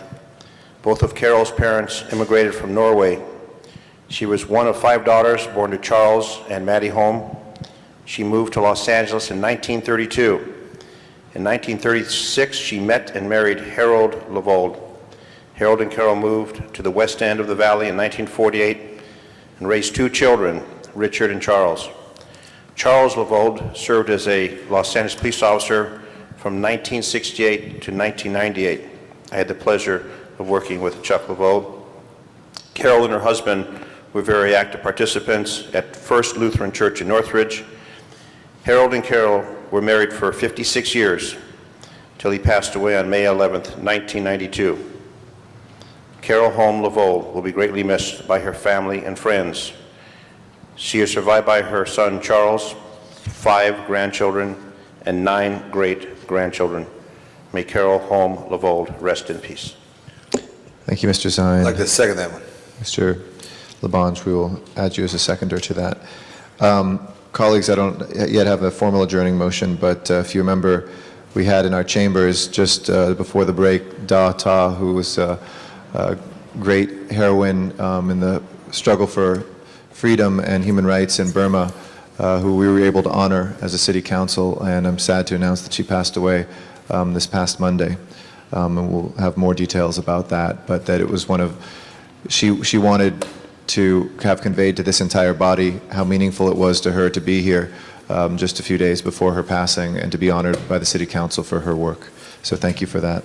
I also ask today that we adjourn in motion of that we adjourn in memory, of 2 other individuals. First, Linda Saltzman, Dr. Linda E. Saltzman, who passed away March 8, 2005, who worked for the Division of Violence Prevention, which is part of the CDC's National Center for Injury Prevention and Control since 1984. She brought a wealth of knowledge and caring to her work. She was a person of tremendous resource to CDC and a wonderful colleague and friend. Her work at CDC had an impact here, focusing on prevention of family, intimate partner violence, sexual violence, public health surveillance of violence against women, and violence as it relates to pregnancy and other reproductive health issues. She also worked on the development and pilot testing of uniform definitions for intimate partner violence and sexual violence, and she is survived by her life partner Charlie, her mother Dorothy Saltzman, her brothers, one of whom is quite familiar to us, Rob and Andy Saltzman, and sister Nancy Saltzman as well. And then lastly, I ask that we adjourn in memory of Felipa Pascual Tenza. On July 31st, 1914, Felipa Pascual was born to Esteban and Isidra Pascual, a statesman and a homemaker, respectively. She was the eldest, followed by Salas, Jose, Pablo, and sister Leia. In 1937, she graduated from the Philippine General Hospital School of Nursing, and it was during her nursing school that she met Eliseo Tenza, a law student at the Philippine Law School. They married in 1940. They had 6 children. And despite her early retirement as a school nurse for the District of Cubao to become a full-time wife and mother, she remained a very active member of the community with the Cubao Women's Club, in which she served as president, established the first kindergarten in the area. She passed away at the age of 91 on February 9th, 2005 in Manila, Philippines, after a long battle with diabetes. She's the mother of a former staff member of mine, Chito Tenza, who helped establish historic Filipino town and is a resident of Los Angeles. She's survived by 5 of her children, including Chito, 10 grandchildren, and 3 great-grandchildren. Her legacy of selfless service to her family, her patients, and all those that she helped will forever remain in our hearts. Thank you. Mr. Clerk, if you please call the roll. Yes. Thank you all very much. Welcome back, and this meeting is adjourned.